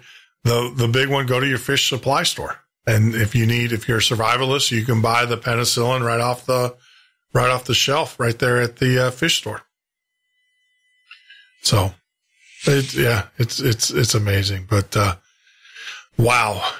Can you believe we've chewed through almost 2.5 hours, 3.5 hours? Oh, it's only minutes. You mentioned Nissan. You know, that was the first plant I worked at. I was on the Altima launch. Okay, here you go. I worked at when I graduated high school, we had a real good friend who, how to say their last name, Nash, that got me a job at Nissan. And well, it kind of helped that my closest friend in high school, his father was a VP there. And so I got a job at Nissan, went through, you know, the training, and I worked on the truck line, and then they moved me over to the Ultima line. I was on the trim line, and I did. You worked in trim and chassis. Trim and chassis night shift. Yeah, cool. And I did that, and I was on. It's funny that you say that. See, so we might have bumped into each other because I was on that. I was on the Ultima team. That was when that came out. They moved me from the truck over to the Ultima. And I managed the Powerhouse when we expanded for the new paint line and the Maxima. Well, okay. Because the thing is I went from trim and chassis over to paint. Well, I was the one that handled the expansion for the dual temp water and switchgear and compressed air for that expansion. Gotcha. Well, I will tell you, 2 years, everybody thought I was crazy when I left. I worked there for 2 years and I hated every minute of it. Really? Yep. Well, you made good money and you had the best health plan in the South. Oh, I made great money and everybody thought I was insane when they were like, can you believe it? I left because there was no 4-year university that would teach chemistry within driving distance of Nissan. And 88 miles away was Tennessee Tech. Yeah. And after they set all the switchgear there, Siemens and the group went to the next plant, which was Textron, a great big, huge, I think top 100, Fortune 100 company. Sure. And they needed a plant engineer. And so they asked the guys who were putting in the switchgear, you don't know anybody who knows anything about this switchgear, do you? And they said, yeah, we know a guy who works at Nissan, but I don't think he'll move. And they kept making offers. And finally they said, listen, Tennessee Tech's across the street. We'll pay for you to finish your chemistry degree. And that's why I left Nissan. Yeah. So are you a PhD? Yes. PhD in chemistry or physics? Physics. Now my bachelor's is in chemistry, and then statistics/quality was the mother of necessity. Gotcha. In manufacturing. You have to be in SixSigma, which is basically all those statistical tools. Yep. And you learn how to master them in a manufacturing environment. So that was the master's degree. And then I stayed in school for 2.5 more years and finished the PhD in physics, but I was working full time. So these were extension classes, much harder to do, I might add, than actually going to class. Yeah. Because you have to be a self-starter. You take the same test, you go through the same textbook, but you got to kick your own butt through those books. But I had really good study habits, and I graduated in the top 1% of math students in the country. So I was able to get through the physics. At the end of the day, all I really wanted was the knowledge. Yeah. And that's what I got. Well, when I got the diploma, I was really proud of it, but no one else was. Yeah. They called it a diploma mill and all kinds of other insulting things. So I scratched the PhD off my resume and I said, fine, I'll just keep the knowledge and you can have the diploma. You earned it. I mean, it's funny because, you know, my brother's 5 years ahead of me. He got his aerospace engineering degree, his undergrad there at Middle, which they were known for aerospace. And then, big aerospace college. Instead of Emory, yep. And then he went to University of Tennessee Space Institute there in Tullahoma. And that's where he got his graduate work done. And then since he's Michigan State University, he can wallpaper his walls. And I know that University of Tennessee and Tennessee Tech, they were kind of you guys were competitors, I guess. I remember hearing that it's either Tennessee Tech or so highly recommended schools. Yeah. Oh yeah. Tennessee Tech is one of the top engineering schools in the country. Yeah. And I graduated with honors from there. And actually, the 84th largest corporation in the country, W.R. Grace, hired me 2 months before I graduated. Yeah. Yeah. I mean, that's incredible. Yeah. My brother he was in propulsion. So that's what he did in aerospace. Mm-hmm. And so, University of Tennessee, especially down there with Redstone, and he did a lot of work for McDonnell Douglas and Morton Thiokol and those guys. I think his graduate paper thesis was on propulsion. He actually designed a chamber here on Earth that could simulate space, and they can test different fuels. That's cool. Here on Earth, which, that was his. So he did some pretty cutting edge research, and brilliant guy. Now he's doing alternative energies. He's not even in the aerospace. Exactly. Yeah. Well, I did 2 co-ops for JPL when I lived in Pasadena. Mm-hmm. Graduated from San Marino High. And then I went in the Air Force. My friend, who I was friends with all through high school, he stayed there, and then he ended up going to work for Hughes Satellite and ended up putting all the GPS satellites out there. Yeah. So now he works for Anderson as a consultant. Now, Hughes, aren't they? Isn't it Bell? Now, who's the Mason jar? Or is it Mason? Isn't that Hughes now?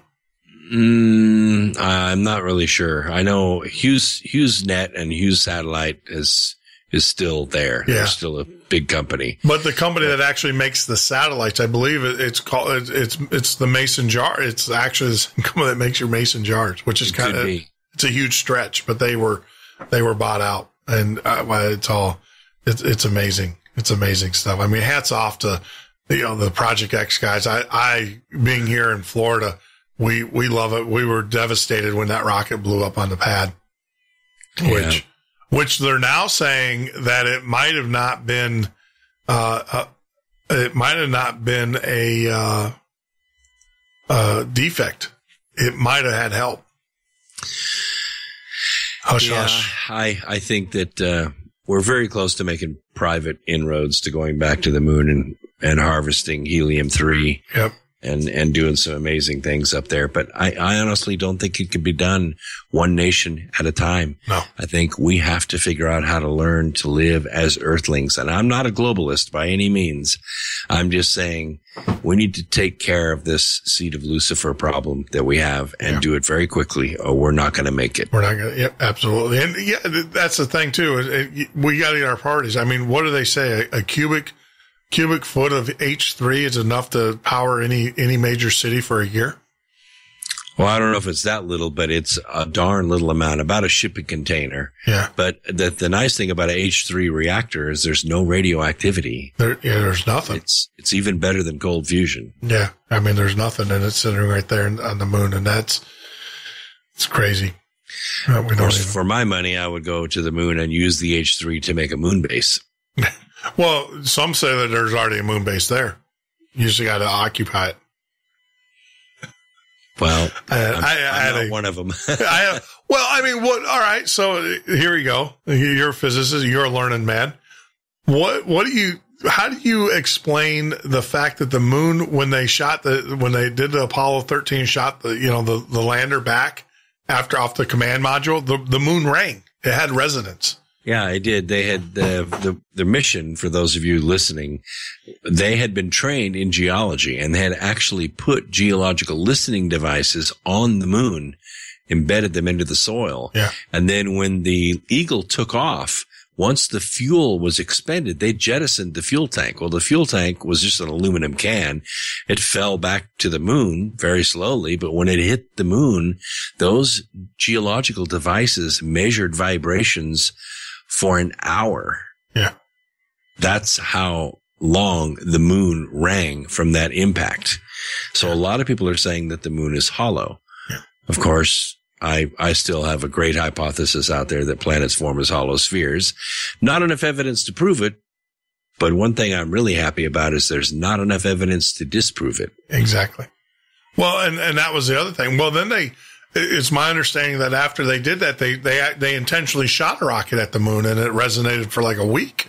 They did in 2006. They launched a 2,200 pound slug at the pole of the moon. And the reason they did that is because they had a spectrographic probe that was watching the moon from an equatorial position in orbit, and it could then see across the pole this huge plume of material jettisoned into space, and it could spectrographically analyze it, which it did, and they actually found quite a bit of water in the soil of the moon. Wow. I haven't heard that one. And then the other one too is the argument for the moon being a solid iron or whatever is the fact. And you look at the moon, you look at the craters, they said no matter how big the crater is in its diameter, its depth, regardless if it's a small crater or big meteorite, whatever hit the moon, the depth of the crater, they're all the same. Yes, they are. So they said there's obviously something below the surface that is keeping that meteorite or whatever hit the moon, if something did hit the moon, from actually, being deeper than everything's consistent across the board. But we also have good pictures of ancient volcanic vents on the moon, and they're quite round, by the way, and very deep. And I would go up there and probe those. And if I was going to build a moon base, I wouldn't build it on the surface of one of those craters and be waiting there like a sitting duck. I'd go down in those volcanic vents, cap that thing, and make my base inside the moon. Yeah. Well, you're going to have to run out whatever creature's in there. I'm with you. The Nazis, right? What was that classic movie where the Nazis? Dark Sky. Yeah. Where the Nazis migrate. That thing. That was a great movie. That's what always fascinates me. I hate to say it, but I'm going to say it. That's the thing that fascinates me about the Nazis. You hear them with the technology, forget their look, they're evil people, and please don't say Jeff is a Nazi, but I mean, from a technology, you hear stories about them having in Antarctica, a submarine base that had 19 submarines in it. They built underground bases and the technology. I mean, most of the technology that we use today is obviously based upon what they were doing back in the 40s. And this is prior, no CNC machines, they were still doing everything with a slide rule, and they were machining equipment. One of the coolest pieces of equipment that I ever had was a lathe that was made by a German that was on a German U-boat. Wow. I had this lathe. Sandy was like, I cannot believe you bought this thing. And I was like, but you don't understand. This thing was made, this was on a German U-boat, and it was made and you know what? That lathe cut better than it was a hand lathe. But it was for a hand lathe, it cut better than any CNC lathe I ever used. I mean, it had the old belt that you had to get the different RPMs. You had the different belt adjustments and the different, I have a drill press just like that. Yeah. And this thing was on a U-boat. It was on a submarine. It was handmade too, by the way. It wasn't, someone made it. The motor on it was hand wound. And I love that lathe. And, unfortunately I had to sell it. Amazing stuff. Amazing stories. Yeah. Good times. I had to make room to move to Chicago. We only had from Chicago to here. We only had a truck. I left back a CNC machine. I gave it to a friend of mine. Yeah. See, when I move, the only thing I take with me are the clothes on my back and my motorcycle. Yeah. I get to the new location, I buy everything new. Yeah. That was, we said when we moved, we had a 25-foot truck. That was it. And we said, get everything that's important to us in that truck, everything else give away or sell or do whatever. And that's, Yeah, I had a 4-axis CNC machine that I gave to a buddy of mine and said, here. Can't put that on a truck. Could not put that on a truck. That would have taken up the truck. Yeah. And so, no, and, you know, my friend is still using it to this day. He's like, thanks. But yeah, that was I love CNC stuff. And it's funny that you talk about statistics. I'm all self-taught statistics. Everything, all my patents, all my 40-air, all my break fix models and all the things that I developed are all me just finding a book and learning from going to the university. I'm one of these guys going to the university and saying, hey, look, I know you're an expert in this. This is what I'm trying to build. And all my data modeling and stuff, that was all self-taught. And I'm like, I'm not going to sit in an English class to get a degree in math. Every bit of coding I ever learned, except for ladder logic, I learned by just going to Google and learning the HTML and the CSS. And, you know, necessity is the mother of strange bedfellows. I know what I want to do. Yeah, I could hire a webmaster to do it. But then when he leaves or doesn't answer the phone at 2:00 in the morning, I have no idea. But I have to do it myself. But there's no fun. Do it myself. Think about it, though. I mean, there's no fun in it. There's no, you know, just having someone else do it. It's not fun. You know, part of this is all a journey. Like I said, building my own logic gates for the sound that you're listening to right now, and building those applications and learning how those things work and learning about release and decays and stuff in sound it's impressive. Yeah, I think we did a pretty good job. We are going to offer this to podcasters. We're, you know, to help them. We're going to put together some informational. I'm probably going to show them some open source stuff that they can use, because I don't want to be responsible for their audio getting jacked up in the middle of the show. But we'll find some other open source products that they can use and that have a little bit more reliability and everything. But well, my friend, I think it's come to that time, unfortunately. Is there anything that we missed that we need to cover? Well, yeah, there's a whole nother set we could do for another program. We could talk about energy and electric vehicles and why small business can't get off the ground anywhere in the country. It's all tied in together, and we could do a magnificent show on it if you want to. We absolutely. But I'm going to ask you this: Tesla, yay, nay? Well, I know the guys that founded Tesla, and they're all a bunch of smart guys. Very good. I've visited their plant in Ann Arbor, Michigan when they first got started. Mm-hmm. I was a little disappointed when Elon Musk went to the second round of funding, and then once he became a large enough shareholder, he did a hostile takeover, fired my 23 friends that started Tesla Motors, and took over the company and made it into his cash cow. Now, I will say this about Elon Musk. He doesn't know anything about building cars, but that man can sell stock like no one I have ever seen. I've actually heard that from a few people. from a few it's kind of funny how people call him Tesla, but he is not Tesla.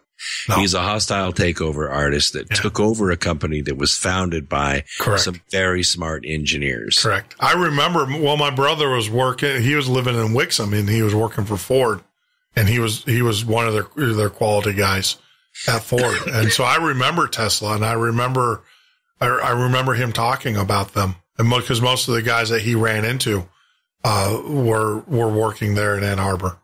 Well, we're glad that they beat the naked short traders. Excuse me. Because, Citigroup and the guys that were naked shorting Tesla Motors took a $2 billion bath, and it couldn't happen to a nicer bunch of guys.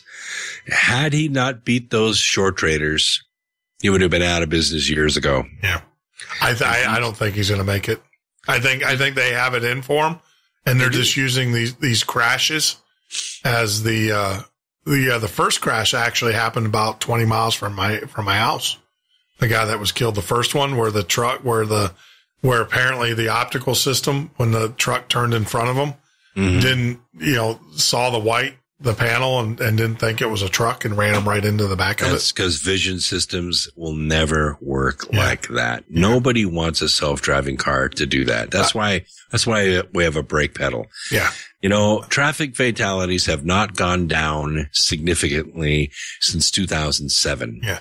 Cars are as safe as they need to be. Yeah. Driving a car is dangerous business. What makes people die in car wrecks is drinking and speed. Yep. Oh, absolutely. No car will protect you above 35 miles an hour. They're not built to protect you above 35 miles an hour. Ours are, but theirs aren't. Yeah.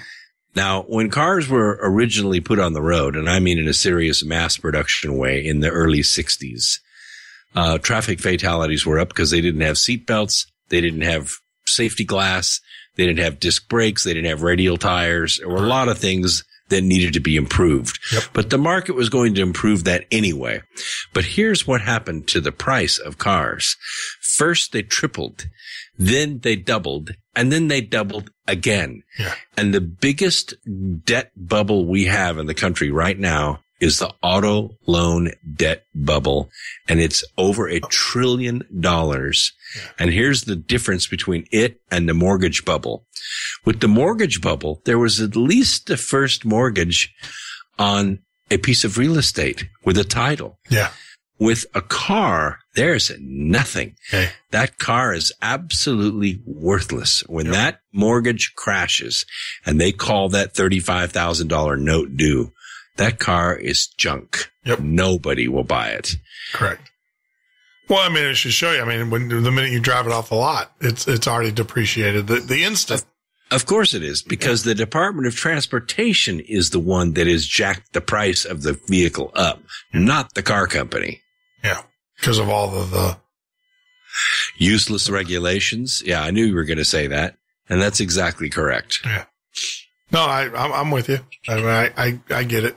You know, so we can definitely have a whole nother topic about that. But, it is, I hear your voice is letting go and I understand that, you're not used to. I haven't had any water. Yeah. You know, we've been on more hours than, normally I speak for 3 hours, but I have water and it's okay. I'd much rather speak late at night with you than, sit here and watch my website and make tweaks on it. Yeah. I was going to ask you, so tell people about your radio show. Yeah. It's called X Squared Radio. We're on the only night of the week that Jeff is not, and that is Sunday night, from 8 to 11 Eastern time. So it's not that late. It's a great way to cap off the week. Or if you want to look at it the way we look at it, it's a great way to start the week, because you get the news on my program and the way to analyze it and where to position yourself. So Monday morning, you know how the headlines are going to go all week because they listen to my program. Gotcha. I'm going to be listening. Absolutely. I'm going to put you on my, and you stay away from you get in the esoteric, but you stay away from the ghosts and some of that. Yeah, I don't do the ghosts. I rarely do conspiracy theories unless there are a lot of facts to back it up. Now, what I will do is take trends that are going out there off their own volition. They actually gain legs and they're false.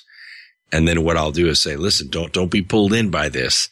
Don't go invest in this. You know, get your money out of that. Put it into silver. Put it into gold. Don't invest in this. Get your money out of the bank. Put it in a credit union. Those kinds of words of advice will position you in the right place so that when this thing comes flying apart, you can be around to help put it back together. Yeah. Yeah. Good advice. We'll definitely get a link up there. And you know what? If you don't mind, can we refeed your show? Wow. Are you kidding me? That'd be awesome. Okay. Yeah, we'll definitely, I'll reach out. Now, you broadcast out live, correct? Yeah, we go out live. We take live callers and, I have a great audience. They're very intelligent. They ask wonderful questions. Sure. They could be guests themselves, half of them. But we've been on for 12 years and we take calls from Australia, from Ireland, from West Coast, East Coast. And sometimes they just sit back and listen. Yeah. So, if I write my monologues right, they just sit back and listen. Yeah, that was one thing that I always wanted to do a more call in, but it's so hard to get people to call in. I mean, our listenership isn't up though. I mean, we're still building the audience. Sure. I mean, we have some shows we'll get 1,000 or so downloads, a couple thousand, but for the most part, I think we're getting about 300 to 400 downloads, per show. And that's all about the network, and it's about social media. You're doing the right thing with YouTube and with Facebook. That's the key to making it right there. Yeah. Well, Facebook's beating us up right now. I spend 2 to 3 hours posting on about 76 different groups. And now Facebook is coming back and telling and reporting Facebook. It's not the group, because the group administrator is like, why am I asking if this is okay to post? You can post on our group all the time. And what it is Facebook is asking them if I'm spamming them. Oh, I see. And it's like, and these administrators of these groups are like, why is it asking me this, Jeff? Why is it? Because I spend about each day, I send about 76. I go to each group and post, there's about 70, hey, this is our guest for tonight. Join us. And Facebook is starting to get, I don't know. It's just, I know we're doing okay. I know when I put this plan together, this is a 10-year plan, business model. That's a good plan. Yeah, and I told Sandy, and we financed it, or refinanced it for up to 10 years. And that's what we put in the bank. I mean, the only way that's not going to work is that we don't have a physical location, which means I'm homeless. Aren't we all? Yes, exactly. Just remember, security begins with your left foot and ends with your right foot. This is true. This is true, my friend. But, I will definitely get the links, but send me the link to your MP3 that's generated for your show. I can do that. It's free for a week, and then it goes into the archives and it's replaced by the next week. So you always get fresh content. Yeah. When you go live, do you go out to a Shoutcast or Icecast server? I just call into the studio. The studio handles all that stuff. I just generate the content. Oh, so you're actually on a radio station. Well, I'm on a webcast network. Oh. And that network has, stations that it goes out to, affiliates that it goes out to. But it is, that's most of them, like Blog Talk or Conscious Media Network or all that. They just have a network where they bulk buy the time, and then they resell it to the hosts, and the hosts, sink or swim. Basically, if you can build your audience and, pay for your airtime, which to me, it's a hobby. So I just pay for my airtime. Yeah. And, build the audience. It grows and it shrinks.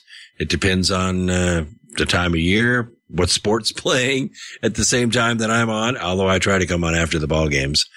And what's happening and, who's listening. And I generally completely suck at social media. I have Twitter and I have Facebook, but I don't know how to use them. I'm sure I don't, because whatever I'm doing, it's got to be wrong. Gotcha. And that network is Truth Frequency, right? Yeah. Truth Frequency Radio Network. That's, there's 51 hosts on there. We pretty much cover almost 24 hours a day, 7 days a week. Wow. Yeah. I was asked if I wanted to get on a network. It's tough. Network work is tough. The schedule's hard. The content, audience building, you're competing with other hosts on the same network. It's tough to do. Yeah. I would almost rather do it the way you're doing it, Lone Wolf, because then you don't have to compete with other people on the network. Yeah. Yeah. It's one of these things. I mean, we are changing our format. One of the things I did realize that people don't want to come to our show and listen to me 30 minutes talk news. They want the guests. They come to the show for the guests, which is fine, because that's exactly what I think the power of our show is, our guests. Mm-hmm, and so we are, as of tonight, actually, I made the decision that we're going to come right to the guests. Come in, introduce, boom, and then go right into it, because we're finding, and our YouTube analytics, we're finding that our people drop off. Will typically drop off within the first 5 minutes.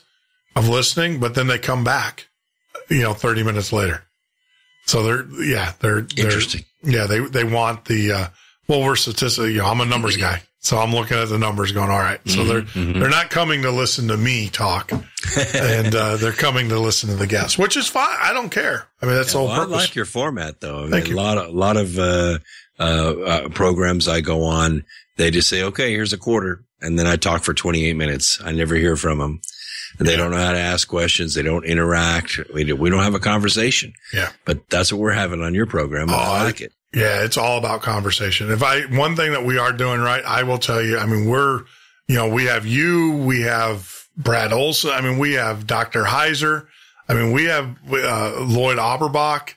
I mean, a lot of top coast to coast guests, and they all come back and they're like, that was an incredible show. McCartney Green, Sasha was on the air when I got blown off because of the hurricane. She's like, I got to get back on the show. And it's because that's our format. It's a conversation. We're not, it's not an interview. It's a bunch of us talking and hopefully a few thousand people listening. And well, I recognized Maureen St. Germain. She was my phase 2 and phase 3 meditation teacher for Flower of Life meditation. She is a phenomenal woman. I've traveled the world with her. She's awesome. She's given me some guidance, and I will tell you, she's great. Yeah. No, she used to be, and she probably still does this. She used to be a corporate coach. She'd be hired by big corporations to come in and coach their managers.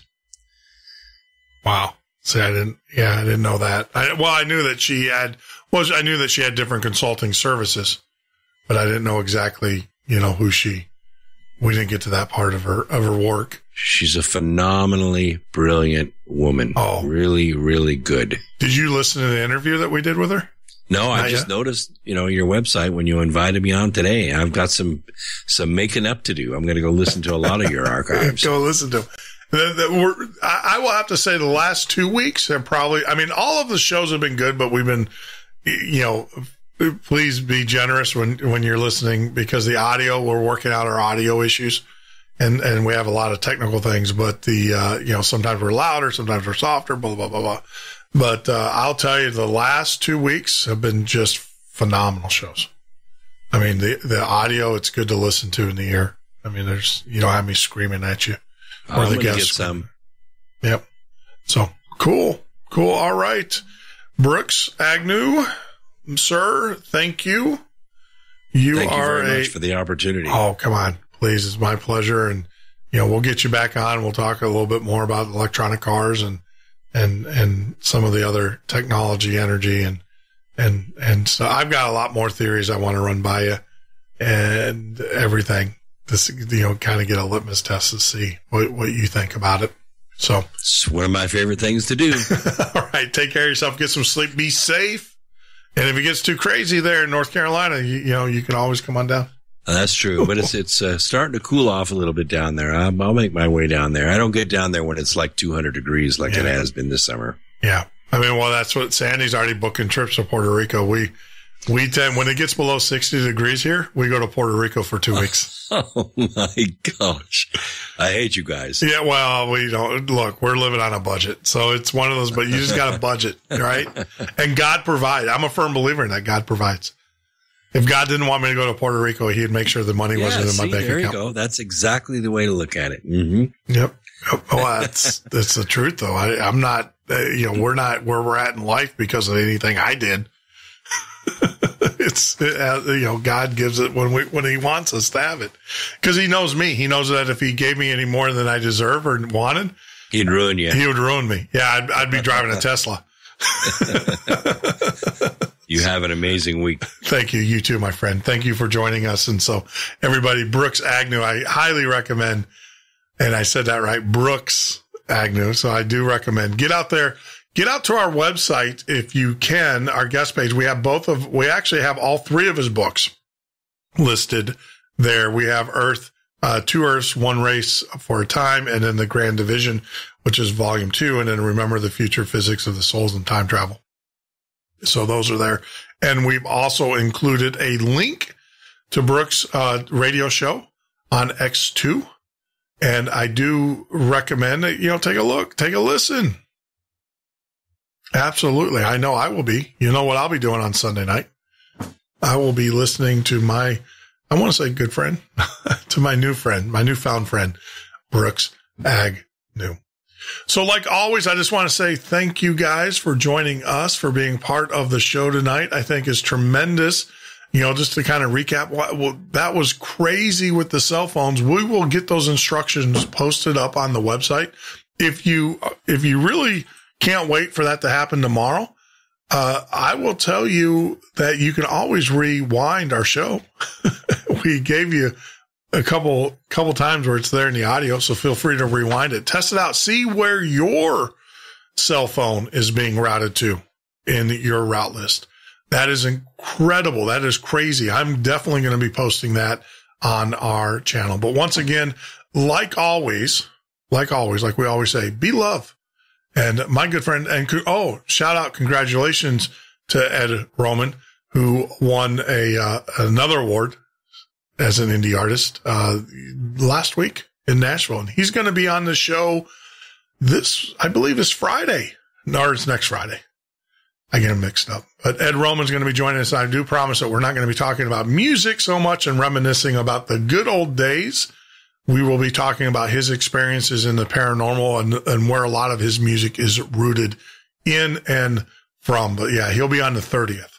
Ed will be joining us not in the studio, but he'll be joining us live from Skype from the great up north, Canada. He might be in Murfreesboro by then because I know he's doing the Indie Artist of the Year.